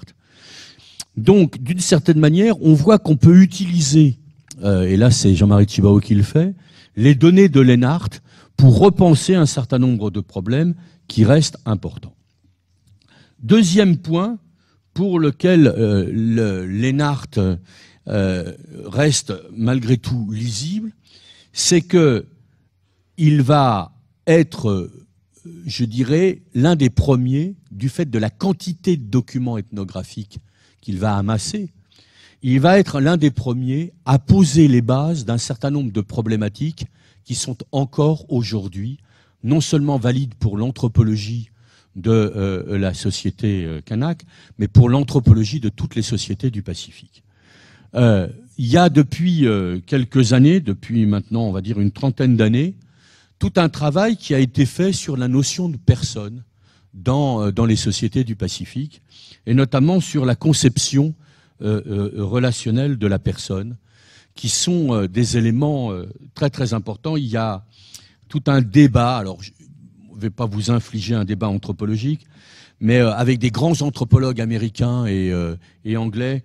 Parmi les plus connus, il y a Roy Wagner, Marlene Strathern, Joel Robbins, qui ont insisté pour montrer comment la notion d'échange dont Lennart et les travaux de Lennart montrent qu'elle est au centre des sociétés du Pacifique, et notamment des sociétés kanak. Eh bien, comment cette notion d'échange est liée à une manière de se représenter la personne, à la fois comme constituée d'un certain nombre de composantes, que chaque société du Pacifique, il y a des variantes, mais il y a des principes qui constituent ces personnes, et comment ces principes renvoient systématiquement à des groupes, à des relations d'échange, et qu'on ne peut pas être ici individu au sens occidental du terme, comme le disait Jean-Marie Tjibaou, mais qu'on est toujours individu en relation, individu entre. Eh bien, tout le travail et la relecture à partir des années 70 du travail Lennart est à l'origine aujourd'hui d'un renouvellement complet des recherches anthropologiques sur ces sujets-là qui sont là. Et là, il y a des conflits entre les anthropologues, mais qui sont des conflits où d'un côté il y a des gens qui vous disent, ben voilà, d'une certaine manière, chez Lennart, la conception relationnelle de la personne faisait que l'individu n'existait pas. Chez Marlene Strathern et Roy Wagner, c'est la société qui n'existe pas. On vous dit, il n'y a pas de société, il n'y a que des individus qui sont pris dans des réseaux de relations, et chaque réseau de relations se fait autour d'un individu ou d'une communauté de clanique ou autre, mais il n'y a pas de véritable société. Et puis, il y a des gens comme, à partir de mes travaux, qui vous disent non, le travail des relations qui sont là forme des systèmes, que ces systèmes-là ne soient pas des sociétés au sens occidental du terme, peut-être, mais il y a une sorte de cosmologie et de système rituel qui donne sa structure à la société. Mais tous ces débats-là sont des débats qui continuent parce qu'il y a Lennart, justement, qui a fait le travail qui était le sien. Et ça, c'est un élément absolument important. Pensons aussi, par exemple, au travail de quelqu'un que vous ne connaissez sans doute pas, qui s'appelle Philippe Descola, qui est professeur d'anthropologie au Collège de France et qui est un des successeurs, après avoir été un de ses élèves, de Claude Lévi-Strauss, et qui aujourd'hui est dans tout un travail sur comment on peut essayer de dépasser un certain nombre d'oppositions que le maître de l'anthropologie avait posées, Lévi-Strauss, l'opposition nature-culture, vous savez peut-être, etc. Eh bien, il va créer une typologie des cosmologies pour faciliter la comparaison à l'échelle internationale de l'ensemble des cosmologies des sociétés humaines. Et il va distinguer plusieurs formes de cosmologie qu'il appelle animisme, totémisme, analogisme, naturalisme. Et il les articule autour d'une opposition ou d'une identité en disant est-ce que l'âme et le corps, ou ce qu'il appelle l'intériorité, et la physicalité, c'est des mots un peu barbares, mais en fait on peut ramener à ça, sont considérés comme étant identiques entre les hommes et les êtres qui peuplent le monde, ou au contraire différents. Eh bien, il va réutiliser une partie des données de Lennart, non pas ses analyses à lui, mais les matériaux qui ont été accompagnés par Lennart, pour continuer la réflexion autour de ces sujets-là. Il y a donc, d'une certaine manière, une utilisation absolument fabuleuse, encore aujourd'hui, de la mine que représente Lennart. Et puis il y a un troisième élément, pardon, qui est important et qui est peut-être le plus important que l'élément anthropologique et qui est représenté là aussi par le dessin qui est là. C'est le fait que Lennart a, plus encore que les anthropologues, énormément influencé la plupart des penseurs kanaks du XXe siècle. Ces gens-là l'ont lu, se le sont appropriés, et par exemple tout le travail politico-culturel qui a été fait par Jean-Marie Tjibaou autour de Kanaké, être mélanésien aujourd'hui, tout le travail 75-1976, eh bien ce travail de réappropriation de la culture qui va donner naissance à la réémergence du monde kanak va passer par Lennart. S'il n'y avait pas eu Lennart, s'il n'y avait pas eu les notes d'ethnologie, dans Être mélanésien aujourd'hui, un article publié en 1981, je crois, par Jean-Marie Tjibaou, il dit « Si Lennart n'avait pas été là, il y a des choses qui nous manqueraient ». Et on s'aperçoit que, bien entendu, la manière dont Jean-Marie Tjibaou, dans ses textes, va lire Lennart et utiliser Lennart est très très différente, comme celle je viens de vous le montrer là, mais que d'une certaine manière, Lennart apporte un certain nombre de documents et il apporte surtout un langage. Il apporte des éléments de traduction. Et ces éléments de traduction vont permettre à la communauté kanak de communiquer vis-à-vis du monde européen et de faire valoir leurs revendications identitaires, à la fois politiques et culturelles. Et le langage de Maurice Hénard, qui aura servi à traduire la Bible, qui aura servi aux pasteurs aussi dans leur travail, va servir ensuite dans les générations suivantes, même si aujourd'hui les gens pensent qu'ils n'en ont peut-être plus besoin, va être une étape absolument incontournable dans la revendication du peuple kanak. Et ça, c'est un élément qui montre à quel point les éléments sont importants. Enfin, il y a un dernier apport, quatrième apport de Maurice Hénard, qui est peut-être le plus fascinant. Cet apport, c'est la marque qu'il a laissée à un certain nombre de ses élèves. Je vous renverrai par exemple à Ballandier, qui est un des grands fondateurs de la sociologie du développement en Afrique et des transformations sociales en Afrique, qui a été élève de Lennart et qui, dans Histoire d'autres, parle avec émotion de Lennart, son prof. J'ai discuté personnellement, par exemple, avec Louis Dumont, qui est un indianiste qui a créé quasiment toute l'école française d'anthropologie sur l'Inde et le comparatisme aussi sur idéologie moderne, idéologie indienne, idéologie traditionnelle. Il y a beaucoup de choses là-dessus. Je pense aussi à Michel Léris, que vous connaissez sans doute comme écrivain, mais qui est aussi un grand anthropologue qui a travaillé en Afrique, et qui tous décrivent des cours de Maurice Hénard avec émotion, en disant que pour eux, il était l'image d'un anthropologue qui donnait une analyse non intellectualiste, une analyse extrêmement vivante des choses. Ce qui est intéressant de lire, c'est et c'était inscrit dans la longue durée, il avait l'intimité des gens avec lesquels il travaillait. Il a développé une forme d'approche humaniste, une ethnographie compréhensive. Là, c'est d'autant plus surprenant qu'on a vu que l'ethnographie de Lennart n'était pas du tout une ethnographie compréhensive. À aucun moment, il a essayé de rentrer dans la compréhension, il expliquait les choses par l'indifférenciation, etc. Et pourtant, c'est le souvenir qu'il va laisser à ses élèves.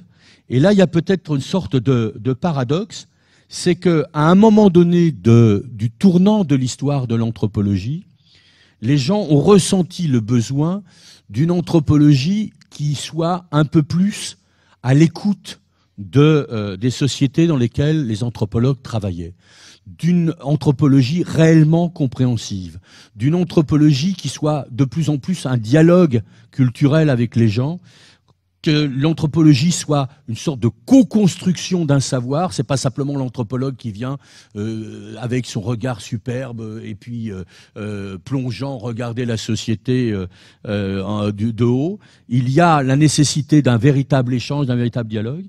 Et Lennart, qui pourtant, de mon point de vue, ne développe pas cette forme d'anthropologie, va laisser le souvenir d'un anthropologue comme ça. et va servir d'une certaine manière d'inspiration à un certain nombre d'anthropologues qui vont se mettre à développer effectivement une anthropologie humaniste et compréhensive. Au point qu'on peut se dire qu'il y a une sorte de paradoxe, c'est que Lénard, qui se voulait une sorte de traducteur du mythe, eh bien, ce qui subsiste le plus en lui chez les anthropologues aujourd'hui qui aiment bien Lénard, c'est le mythe de Lénard. Peut-être pas le Lénard réel, mais le Lénard qu'on a imaginé parce que, arrivant à un moment où il était le premier dans l'anthropologie française à avoir une telle expérience du terrain, presque 25 ans de présence en Nouvelle-Calédonie, où il avait travaillé sur les langues, même si on peut dire des choses sur ses méthodes de transcription, même si il y a tout cet inconnu, comme je vous l'ai dit, où il s'est approprié une part du travail des gens qu'il est là et qu'il a, d'une certaine manière, occulté les conditions mêmes du travail dans lequel il était. Il y avait cette sensibilité, malgré tout, qui était là, qui correspondait à un besoin. Et finalement, le mythe de Lénard va survivre à la réalité de son travail.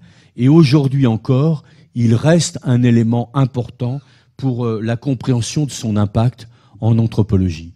D'une certaine manière, donc, comme je vous l'ai dit, le corpus de Lénard reste malgré tout important. Il a lancé un certain nombre de problématiques importantes. Il a donné un langage à l'anthropologie de la Nouvelle-Calédonie pour le monde kanak lui-même, puisque d'une certaine manière, il venait de là, et donc c'est logique que les gens s'y soient reconnus. Et puis, bien entendu, il a laissé le souvenir d'un homme engagé qui, malgré toutes les ambiguïtés qu'il a pu avoir, d'une certaine manière, de par la sensibilité qui était la sienne, a facilité l'émergence d'une ethnographie interprétative compréhensive. Merci de votre attention.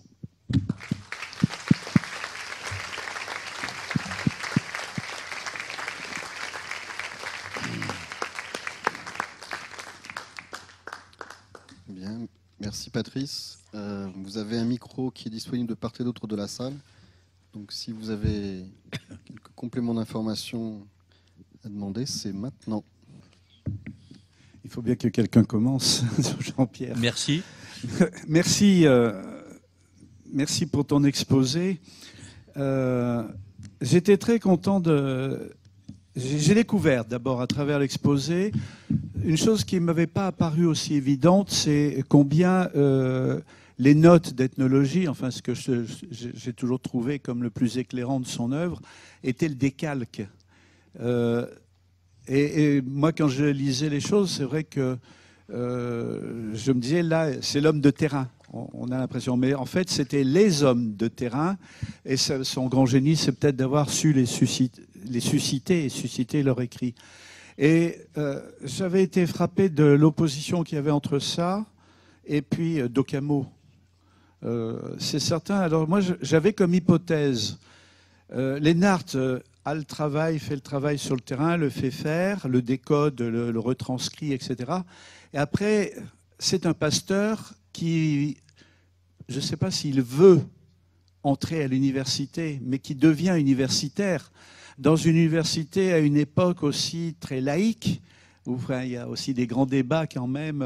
Donc un pasteur, pour se faire admettre à l'université, j'avais comme hypothèse que peut-être il a sacrifié aux idéologies universitaires, excuse-moi le terme, hein, mais aux théories universitaires de l'époque, notamment à celle de Lévi-Brul, parce que c'est évident que c'est en porte-à-faux quand on lit ce qu'il dit sur la manière dont l'individu n'existe pas, ne pense pas, etc. Et j'avais cette hypothèse qu'il avait fallu quand même qu'il trouve sa place d'universitaire et que peut-être il avait ainsi cédé au courant philosophique, au courant théorie de l'époque.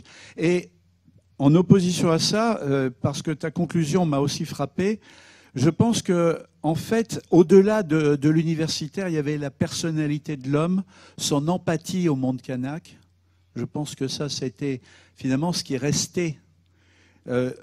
Il avait bien eu conscience à un moment, tu as dit toi-même, il a fait de l'ethnologie de sauvegarde, il avait eu conscience de participer au sauvetage un peu de cette société.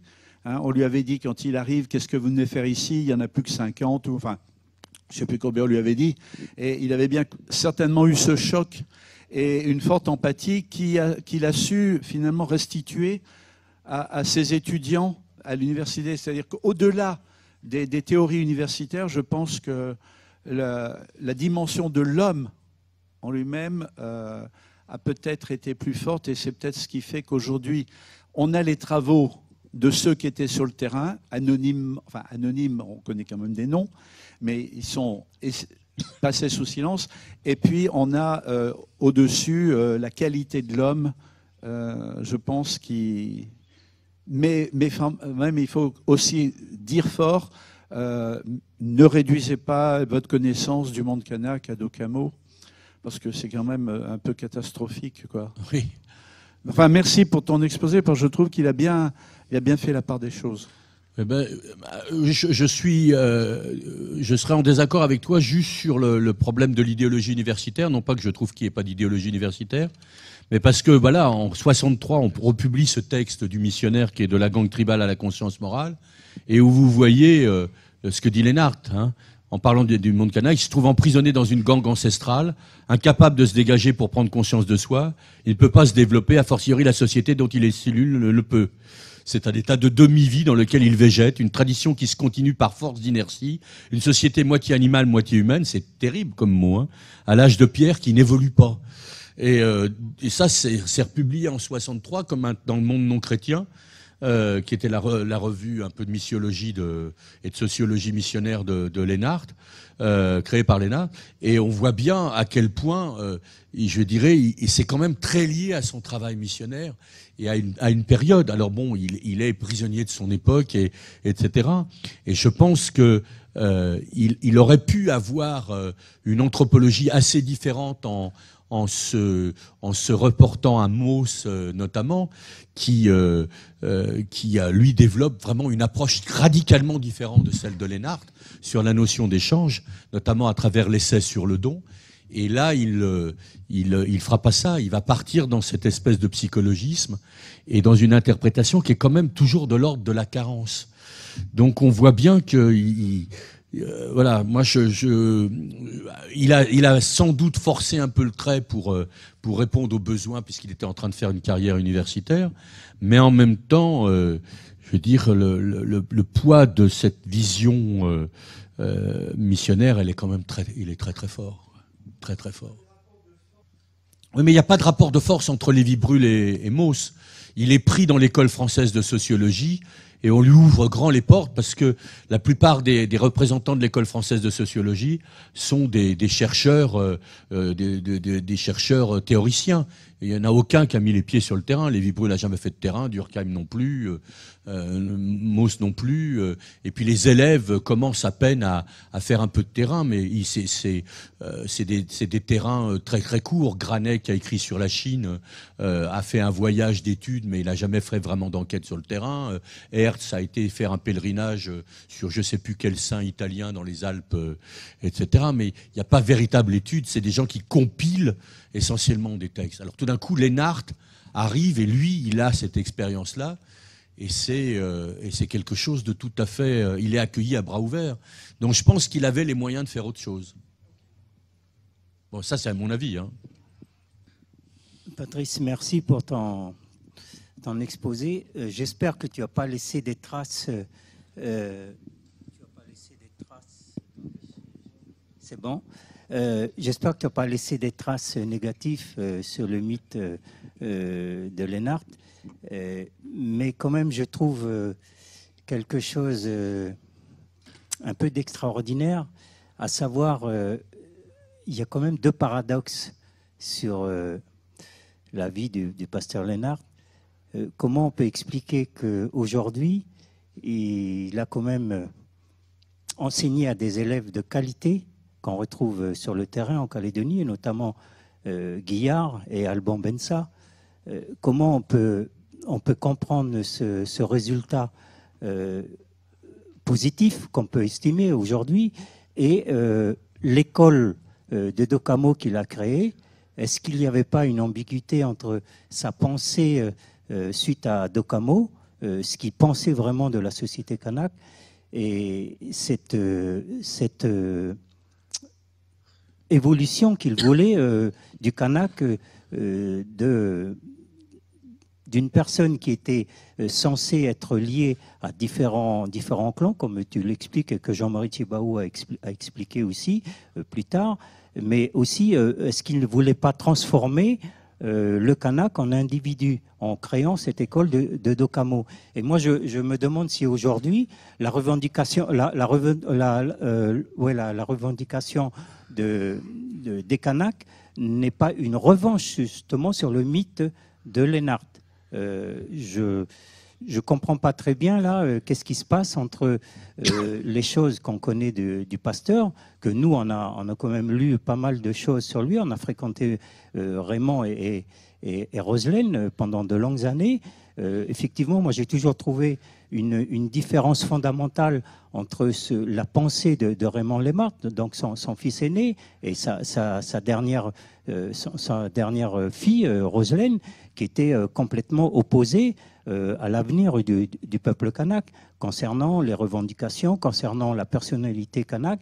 Et là, je trouve que ce soir, parmi nous, en tous les cas, tu as apporté quelque chose de négatif sur ce qu'on pensait du pasteur Lennart. Est-ce que tu pourrais expliquer un peu ce paradoxe qu'il y a entre former des élèves de qualité et aussi ne pas défendre les Kanaks du système colonial? Et moi, je me demande si aujourd'hui, la revendication kanak n'est pas venue justement du mythe Lennart. Voilà. Alors bon, je ne sais pas si je vais pouvoir répondre à une question aussi touffue. Alors d'abord, les élèves de Lennart, c'est Guillard et Métais, principalement. Alban, trop jeune pour être élève de Lennart, il a été élève de Guillard, mais il n'a pas été. Ce qui est caractéristique de l'anthropologie qui va suivre après Lennart, c'est qu'il a effectivement deux élèves. Le plus connu, c'est Jean Guillard, qui ne cessera d'écrire des textes, une sorte d'agiographie de son maître en disant toute l'admiration qu'il a pour lui, mais qui, dans l'anthropologie qu'il va faire exactement le contraire de ce que Lennart a fait. Si vous lisez les textes de Guillard, ce qui est toujours un peu une épreuve, parce que ça se lit pas, c'est pas un roman, c'est pas des monographies, il travaille pas sur de l'ethnographie comme ça, c'est des espèces de catalogues de clans, de symboles, de généalogie, etc., pour essayer de reconstituer ce qu'il appelle des réseaux de solidarité et d'identification à l'échelle. Il fait un travail qui n'a plus rien à voir, ni de près ni de loin, avec le travail de Lennart. Donc il ne cesse de jurer qu'il est fidèle, mais en même temps, il ne cesse de faire tout à fait autre chose. Et celui qui va essayer d'être le plus grand continuateur de Lennart, c'est-à-dire Pierre Métais, lui va faire une carrière, il sera professeur d'anthropologie à Bordeaux, mais une carrière bien plus modeste, et il est très peu connu, même s'il a écrit des textes qui pour certains sont intéressants. L'ethnologie qu'il marque reste très profondément, alors là, liée au Dokamo, et finalement aujourd'hui apparaît, quand on la lit, comme extrêmement vétuste. Quand on lit Pierre Métais, on a l'impression que c'est une ethnologie qui est beaucoup plus ancienne que les années 60, alors qu'elle est écrite. Et puis il y a sa femme qui, elle, va venir aussi en rajouter, et qui a, là, Madame Métais a eu une grande, je dirais, réputation en Nouvelle-Calédonie, mais qui est, d'une certaine manière, aussi un peu interroge. Quand on lit Madame Métais, on a l'impression d'une ethnologie, elle aussi, quand il y a son bouquin le plus connu, qui est La sorcellerie kanak contemporaine, où elle parle des affaires d'Oki dans la région de Saramea. Comme elle n'est jamais venue à l'époque, et qu'elle fait une sorte d'analyse, j'allais dire lennartienne, du monde kanak et des histoires de sorcellerie, mais à partir des rapports de gendarmerie, ça donne une sorte d'ethnographie un peu filandreuse et un peu surprenante. Donc, d'une certaine manière, celui qui va tirer son épingle du jeu, ça va être Jean Guillard, qui est finalement le moins lennartien des élèves.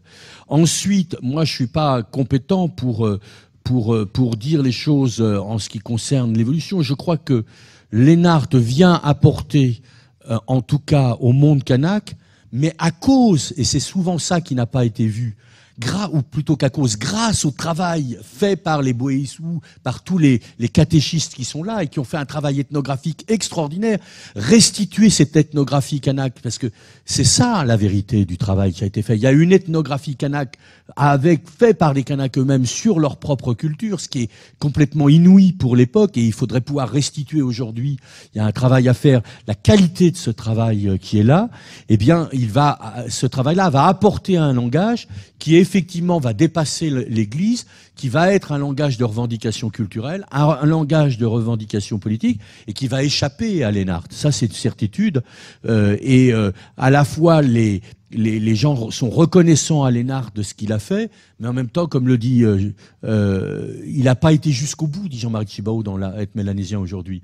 Il aurait dû, d'une certaine manière, s'il avait été jusqu'au bout de la démarche, se convertir d'une certaine manière au monde kanak. C'est-à-dire accepter de prendre ce monde kanak, non pas comme quelque chose relevant d'une pensée inaboutie, confuse, obscure, mais comme une pensée avec laquelle on pouvait dialoguer. Et ça, Lénart n'ira pas jusque-là. Et effectivement, ce travail-là, aujourd'hui, c'est celui qui est en train de se faire dans des institutions comme celle qui est ici et qui a été inaugurée en 75 avec Kanaké, où là, on passe à autre chose. Mais en même temps, Lénart aura apporté sa pierre. Alors, je sais pas comment ça se passe aujourd'hui au niveau de l'école, etc. Mais je pense que aujourd'hui, tout le monde reconnaît à la fois l'apport de Lénart, et qu'en même temps, d'une certaine manière, on est prêt à en faire le bilan, parce que on est passé à autre chose. Je crois que Lénart, c'est une époque où il y a encore des choses à prendre. On peut aller y tirer, comme je disais, des semences, des graines, mais sans doute, en tout cas, quelque chose qui n'a plus la même. Moi, quand j'arrive en 82, on discute encore très fortement de Lénart, et Lénart reste un enjeu. Aujourd'hui, c'est plus un enjeu comme ça. C'est un enjeu pour les gens de Wailou qui vont continuer à le lire et à aller chercher dans les textes qui sont là, et notamment en allant publier, par exemple, puisque la FELP avait commencé, mais il y a tout le travail d'écriture. Je sais qu'il y a eu aussi le travail fait autour des manuscrits de Wayagorode, etc.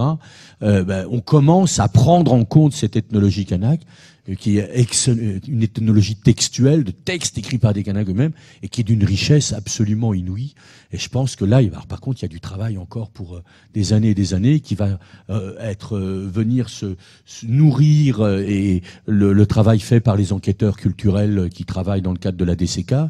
Et là, il y a encore du grain à moudre pour de très nombreuses années. Si j'ai bien compris votre propos, on a l'impression qu'il va inventer des carences pour mieux les combler, hein, comme une démarche de missionnaire. Bon, ça correspondait très bien à sa vocation. Mais quid de la langue alors? Parce qu'il s'appuie beaucoup sur la langue en disant, par exemple, qu'il n'y a pas de présent, qu'il n'y a pas de futur, pardon, que donc il n'y a pas de rupture entre la vie et la mort. Moi, j'avais retenu ça d'Occamo. Donc, est-ce que dans la langue, il y a Si moi je vous dis, vous êtes chrétien et vous pensez qu'il y a une survie après la mort, donc vous ne faites pas de distinction entre la vie et la mort, vous allez me dire, vous allez un peu vite en besogne. Eh ben, c'est la même chose dans le monde kanak, c'est-à-dire que il est toujours en train de déborder la réalité des choses. C'est-à-dire, il utilise la langue, etc., sous prétexte que le futur ne se construit pas de la même manière dans les langues kanak, dans les langues occidentales. Il n'y a pas de futur. Sous prétexte que la grammaire est pas la même, il n'y a pas de passé. Ou il y a une présent perpétuel. On fait pas de distinction. En vérité, je veux dire, une langue qui ne fait pas de distinction entre sujet et objet, elle pense pas. Essayez de penser sans qu'il y ait des sujets et des objets. Essayez de faire une langue sans lesquelles il y a au moins un sujet et des prédicats. Alors après, on construit sujet, prédicat comme on veut, je veux dire. Mais dans toutes les langues, il va y avoir ça. Dans toutes les langues, il y a des manières d'exprimer le passé, etc. Alors après, le passé dans la langue anglaise, il se manipule pas de la même manière que dans la langue française. On a tous eu des problèmes quand on a fait des thèmes et des versions à l'école sur ces sujets-là. Mais on sait bien qu'il y a du passé partout. Et donc, Lénart est toujours dans une sorte de surinterprétation qui fait qu'il pourrait montrer comment la langue est en résonance avec des catégories de la société, que ça nous invite à penser ces réalités-là. Mais ça, c'est des choses qui ne tiennent pas la route. Par contre, ce qui est vrai, c'est que si on travaille avec cette idée que dans notre société, nous, dans le monde occidental, nous avons une vision pastorale des choses et que le monde est constitué d'objets et que depuis Adam, nous sommes appelés à régner sur la création et que nous avons du monde une conception, j'allais dire, chosifiée du monde et nous lui donnons peu de droits. C'est une évidence que dans le monde kanak, c'est pas comme ça. C'est-à-dire que le monde kanak accepte de penser qu'il y a des liens entre les hommes, les plantes, mais ça, c'est une cosmologie, c'est une analyse cosmologique qu'il faut essayer de reconstituer dans toute sa complexité. Et on peut essayer de travailler sur la cosmologie précoloniale. Et il y a plein de choses à dire là-dessus. Moi, j'ai travaillé sur ce sujet-là qui me passionne. Et j'ai plein de choses à vous dire sur ce sujet-là. Mais ça n'empêche pas la distinction sujet-objet. Il y a le futur dans le monde kanak, etc. C'est une évidence. Voilà. Oui. Pour le travail de Lénard avec avec ses pasteurs, c'est vrai que pour moi, ce qui m'étonne le plus, c'est la manière dont il a réussi à les faire écrire. Ismet Kurtovitz me rappelait qu'il a dit une fois à Boyaou, « Je t'ordonne d'écrire ». Il n'a peut-être pas dit de cette manière-là en adieu, mais enfin, ça voulait dire à peu près ça quand même. Et que fait Boyaou? Eh bien, il écrit. Mais je pense quand même que Boyaou avait écrit avant que Lénard l'encourage en lui disant « je t'ordonne d'écrire ». Donc, il y a tout un jeu de relations entre, là aussi, le maître et ses élèves, et les pasteurs, comme ils disaient eux-mêmes, les pasteurs Lénard. Les pasteurs Lénard étaient embarqués dans une aventure de l'écriture qui est, comme aujourd'hui, celle de l'ordinateur. Pour eux, ils ont appris à écrire, ils ont écrit. Il y a ces passages où Lénard dit qu'il fait des réunions. Non pas des réunions au sujet de la Bible, mais bien des réunions au sujet des textes. Et où, par exemple, Elaïcha Nebaï et Boyaou, je dirais pas se disputent, mais discutent sur non, c'est comme ça qu'on faisait, non, c'était pas comme ça, non, c'était plutôt comme ça. Et Lénard choisit effectivement l'interprétation qui lui convient le mieux. Il me semble que dans ces séjours, le séjour le moins missionnaire des séjours missionnaires, c'est celui de 23 à 25. Oui. Parce qu'en fait, il est parti en décembre 25. Et là, il voit un tas de monde. Bon, bien sûr, il y a toujours la question religieuse. Mais il ne se plaît pas à Doneva. L'ambiance est mauvaise pour lui. La jeune génération ne le voit pas comme elle devrait le voir. Et donc, il voyage. Il va voir un tel. C'est missionnaire.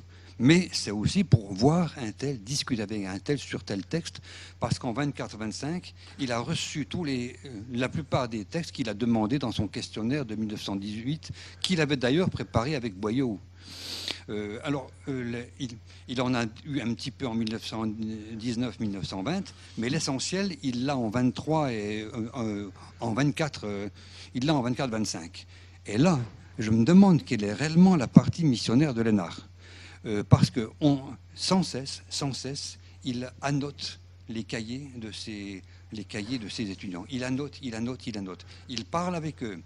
Il note ce qu'ils disent, non seulement ce qu'ils ont écrit d'abord, mais enfin ce qu'ils lui disent en explication. Et après, il réinterprète non seulement ce qu'ils disent, mais ce qu'ils ont écrit, mais en plus ce qu'ils lui disent. Or, Guillard insiste toujours sur le fait qu'il était un peu sourd d'oreille, un peu dur d'oreille, et qu'il ne comprenait pas tout ce qu'on lui disait. Ce qui, après tout, est bien possible. Donc, alors maintenant, pour arriver aux notes d'ethnologie, les notes d'ethnologie, c'est vrai, cette fantastique composition de textes juxtaposés pratiquement. Avec un petit peu d'habitude, on sait que ça, c'est tel passage, ça vient de un tel passage, ça vient de un tel passage, c'est un tel passage, c'est un tel. Là, je peux identifier à peu près tout. C'est vrai qu'il suit essentiellement Boyaou, il suit Elaïcha Nebaï, il suit le vieux Toussy, il suit un tel. Alors c'est vrai, Pourquoi ne donne-t-il pas les noms? Il dit un informateur. Un informateur. C'est vrai que c'est réducteur. C'était ses élèves pasteurs qui sont devenus ses propres pasteurs. Non seulement il ne dit pas leur nom, mais il les traite d'informateurs alors qu'ils ont écrit. Oui, c'est ça. C'est extraordinaire. Mais encore une fois, moi je pense qu'il a pensé qu'il ne pouvait pas faire autrement. À tort ou à raison, il a pensé qu'il ne pouvait pas faire autrement. Il ne pouvait pas se présenter simplement comme celui qui rassemble les textes des autres à l'université, bien sûr. Oui, bien sûr, à l'université. À mon avis, il ne pouvait pas le faire ou il n'a pas osé le faire. Les documents, dans les notes d'ethnologie, il ne cite que 2 noms, Boyaou et Alaïssa. Absolument. Ce sont les 2 seuls. Il n'y a pas énormément d'autres. Enfin, il y en avait quelques autres quand même. Il y en a quand même quelques autres, oui. Ouais. Dans les documents néo-calédoniens, il y a juste une liste d'informateurs à la fin. Bon, c'est vrai qu'il donne les noms des auteurs, mais en disant qu'ils sont les informateurs. C'est pas toujours clair que ce sont des textes écrits. Ça allait à peu près à certains endroits. Je pense qu'il est resté gêné par rapport à ce statut de vecteur, alors qu'il était supposé être plus qu'un vecteur. Alors bon, il est gêné dans tout cela. Alors maintenant, bon, bien sûr, en ce qui concerne Docamo, c'est vrai, c'est son dernier livre. Je ne sais pas s'il faut en penser, je ne sais pas à quoi il a pensé. Alban Bensa a écrit il n'y a pas très longtemps que il faut ranger Docamo définitivement au rang des œuvres de fiction. Bon, c'est peut-être un peu brutal, mais c'est vrai, hein, il n'y a rien à dire, c'est vrai quand même. Alors qu'est-ce qu'il a voulu faire? À mon avis, une sorte de testament. Universitaire, je ne sais pas s'il le voit encore universitaire, j'en suis pas, certainement. En tout cas, par rapport à l'université, tout au moins, une forme de testament, il faut aller jusqu'au bout, apporter quelque chose, fidélité à une pensée, fidélité à une analyse qui était aussi celle de Lévi-Bruhl. Il y a toute une filiation, et finalement, c'est une sorte de testament. Alors, testament un peu bizarre, évidemment, mais très certainement, pour moi, en tout cas, une forme de testament. Alors maintenant, les ambiguïtés de Lénard, oui, ambiguïté à ce niveau-là.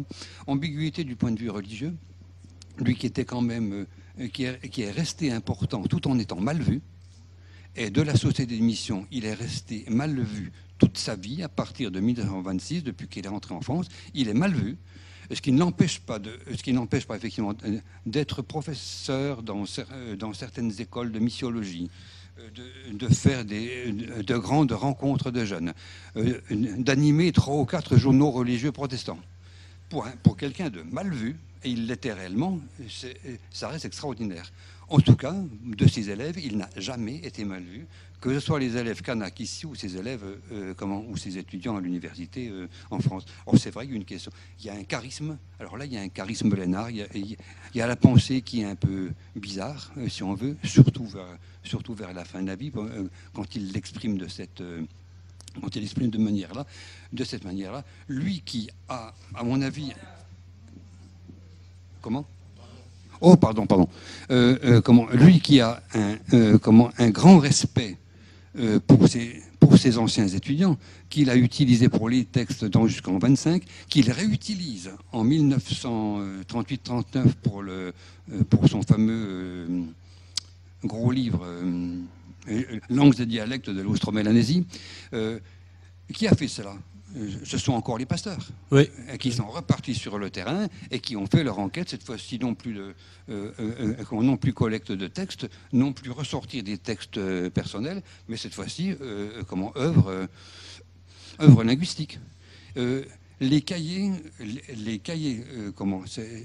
c'était des cahiers imprimés qui ont été faits, ils sont aux archives.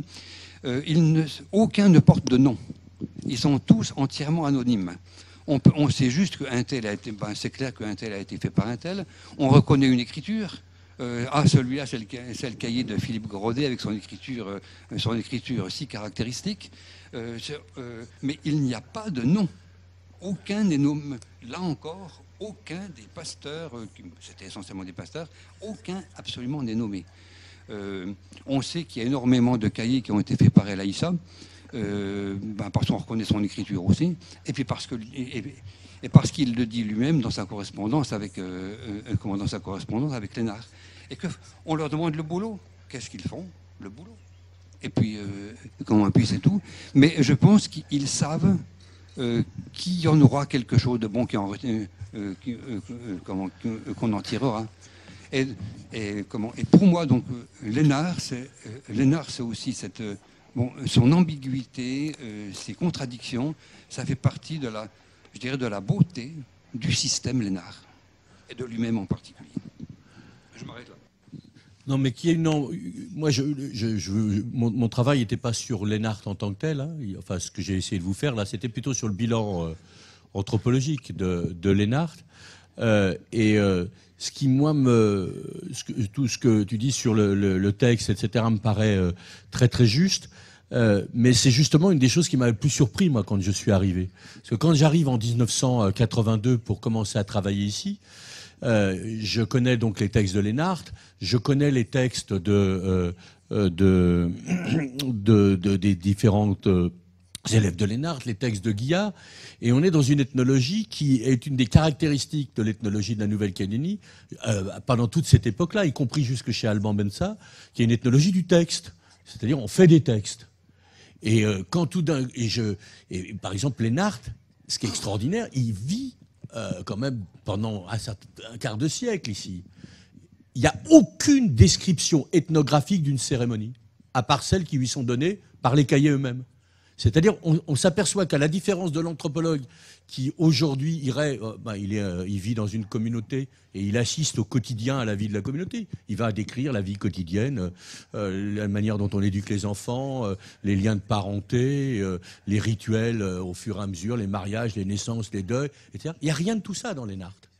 Les seules traces qu'il y a sur les rituels, etc., c'est les textes qui sont là. Et moi, quand j'arrive ici, je pense que ça n'existe pas.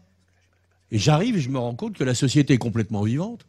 La première chose à laquelle j'assiste, c'est à une cérémonie de mariage, avec des rituels, des échanges, je vois les monnaies qui circulent, etc. Rien de tout ça n'est décrit dans la littérature. Et on se rend compte qu'effectivement, c'est quand même une ethnologie qui a été écrite effectivement par ces pasteurs. Et moi, je pense que ça serait intéressant, et tu fais sans doute partie des gens les mieux placés pour ça, de pouvoir restituer ce moment extraordinaire d'une ethnographie faite par les intéressés eux-mêmes. Et ça, c'est sans doute la chose. Alors que Lénard les ait aidés, qu'il y ait les ambiguïtés, moi, je suis pas en train de parler de l'homme, simplement de montrer comment, d'une certaine manière, sa pensée scientifique s'est trouvée modifiée par sa situation de missionnaire, au point de finalement aboutir à une anthropologie qui est quand même d'une pauvreté. Bon, je ne sais pas si Docamo, c'est une œuvre de fiction, mais en tout cas, c'est quelque chose qui est arrangé, je dirais, sur les étagères des musées, quoi. Ça n'apporte plus rien, rien du tout.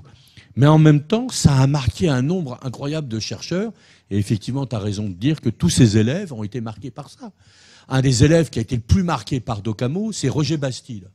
Et Roger Bastide, qui travaillera sur le candomblé à Bahia, puis ensuite plus tard sur les cultes des vaudous et des orishas dans la région du Bénin, l'ancien Dahomey, etc., a écrit un des livres sur les rituels les plus sensitifs qui puissent être, qui s'appelle Le candomblé de Bahia, qui a été réédité il y a quelques années dans la collection Terre humaine chez Plomb, et qui est un bouquin qui ne cesse de se réclamer d'une certaine manière de Lénard, alors qu'il fait une ethnologie qui n'a strictement rien à voir avec Lénard. Et là, c'est effectivement le système Lénard, c'est-à-dire la sensibilité, le personnage, le charisme personnel du bonhomme, qui finalement restera ce qui aura le plus marqué ses élèves. Juste pour la partie... c'est Alex. Ce que le grand-père a dit, hein, le grand-père Bouezou-Redi, il a dit... l'esprit, on l'avait déjà. Hein. Vous avez apporté le corps. Donc la première chose que je veux vous dire, c'est que il ne faut pas oublier que c'est un sculpteur de masques. Donc derrière le masque, vous pouvez trouver tout ce que vous voulez. Et nous, on met ce qu'on veut à l'intérieur. C'est la partie qu'il faut chercher, c'est l'esprit. Ça, c'est la première chose. La deuxième chose, c'est que la venue de l'ENA, nous, de la région de Wailou, c'est juste après 1878. C'est juste après la mise en place du régime de l'indigénat. Et nous, c'était très dur pour nos vieux, nos anciens. Et ils ont fait la démarche pour qu'il y ait un missionnaire qui vienne pour faciliter leur travail. Ils sont passés par un vieux de Marais qui a fait la lettre pour que les Nards viennent. C'est pour cela, si vous voyez par exemple la dernière exposition Kanak l'art est une parole, vous verrez les monnaies qui ont été collectées par les Nards. À l'époque, les vieux, quand ils sont réunis, c'est les anciens de Wailou, avec la région de Koné et la région Païti. Et quand vous verrez les monnaies qui étaient exposées, ça part de la grande vallée de Wailou jusqu'à Tibarama, district de Baye. C'est tout le réseau de relations qui a été utilisé pour faire appel à l'ENA. Et quand l'ENA est revenu, c'est sur ce réseau de relations qu'il s'est basé pour pouvoir bien faire son travail. Si nous, on lui a permis de bien faire son travail, parce qu'on en avait besoin. Parce que c'était dur. C'était dur pour nos vieux, pour nos anciens. Voilà. C'est jusqu'à Tibarama, mais Tibarama, bon, c'est le chemin jusqu'à Pau, jusqu'à Tours, c'est le chemin jusqu'à Koné. Et on verra par là le travail qu'il a fait en 1917, pour la guerre de 1917, le rôle qu'il a joué l'ENA sur ce réseau de relations. Voilà, pour faire parallèle avec les monnaies, voilà, pour ceux qui ont vu l'exposition. Voilà. C'est vrai que c'est des objets, c'est des choses qui sont devant, mais derrière, c'est beaucoup de choses. C'est beaucoup de souffrance. C'est l'invisible que ceux qui ont envie de comprendre arrivent à comprendre ou essaient de se dire quelque chose. Voilà. Voilà les éléments que je veux apporter. Mais c'est vrai que le mérite qu'a eu Maurice, c'est de permettre que nos vieux ils parlent, ils écrivent. Ce qui n'est pas le cas de beaucoup d'ethnologues aujourd'hui. Que les autochtones eux-mêmes parlent. Qu'ils parlent eux-mêmes de leur propre réalité. Il n'y a pas beaucoup d'ethnologues, d'anthropologues qui le font aujourd'hui. Mais je dis même les écrits que nos grands-pères ils ont fait.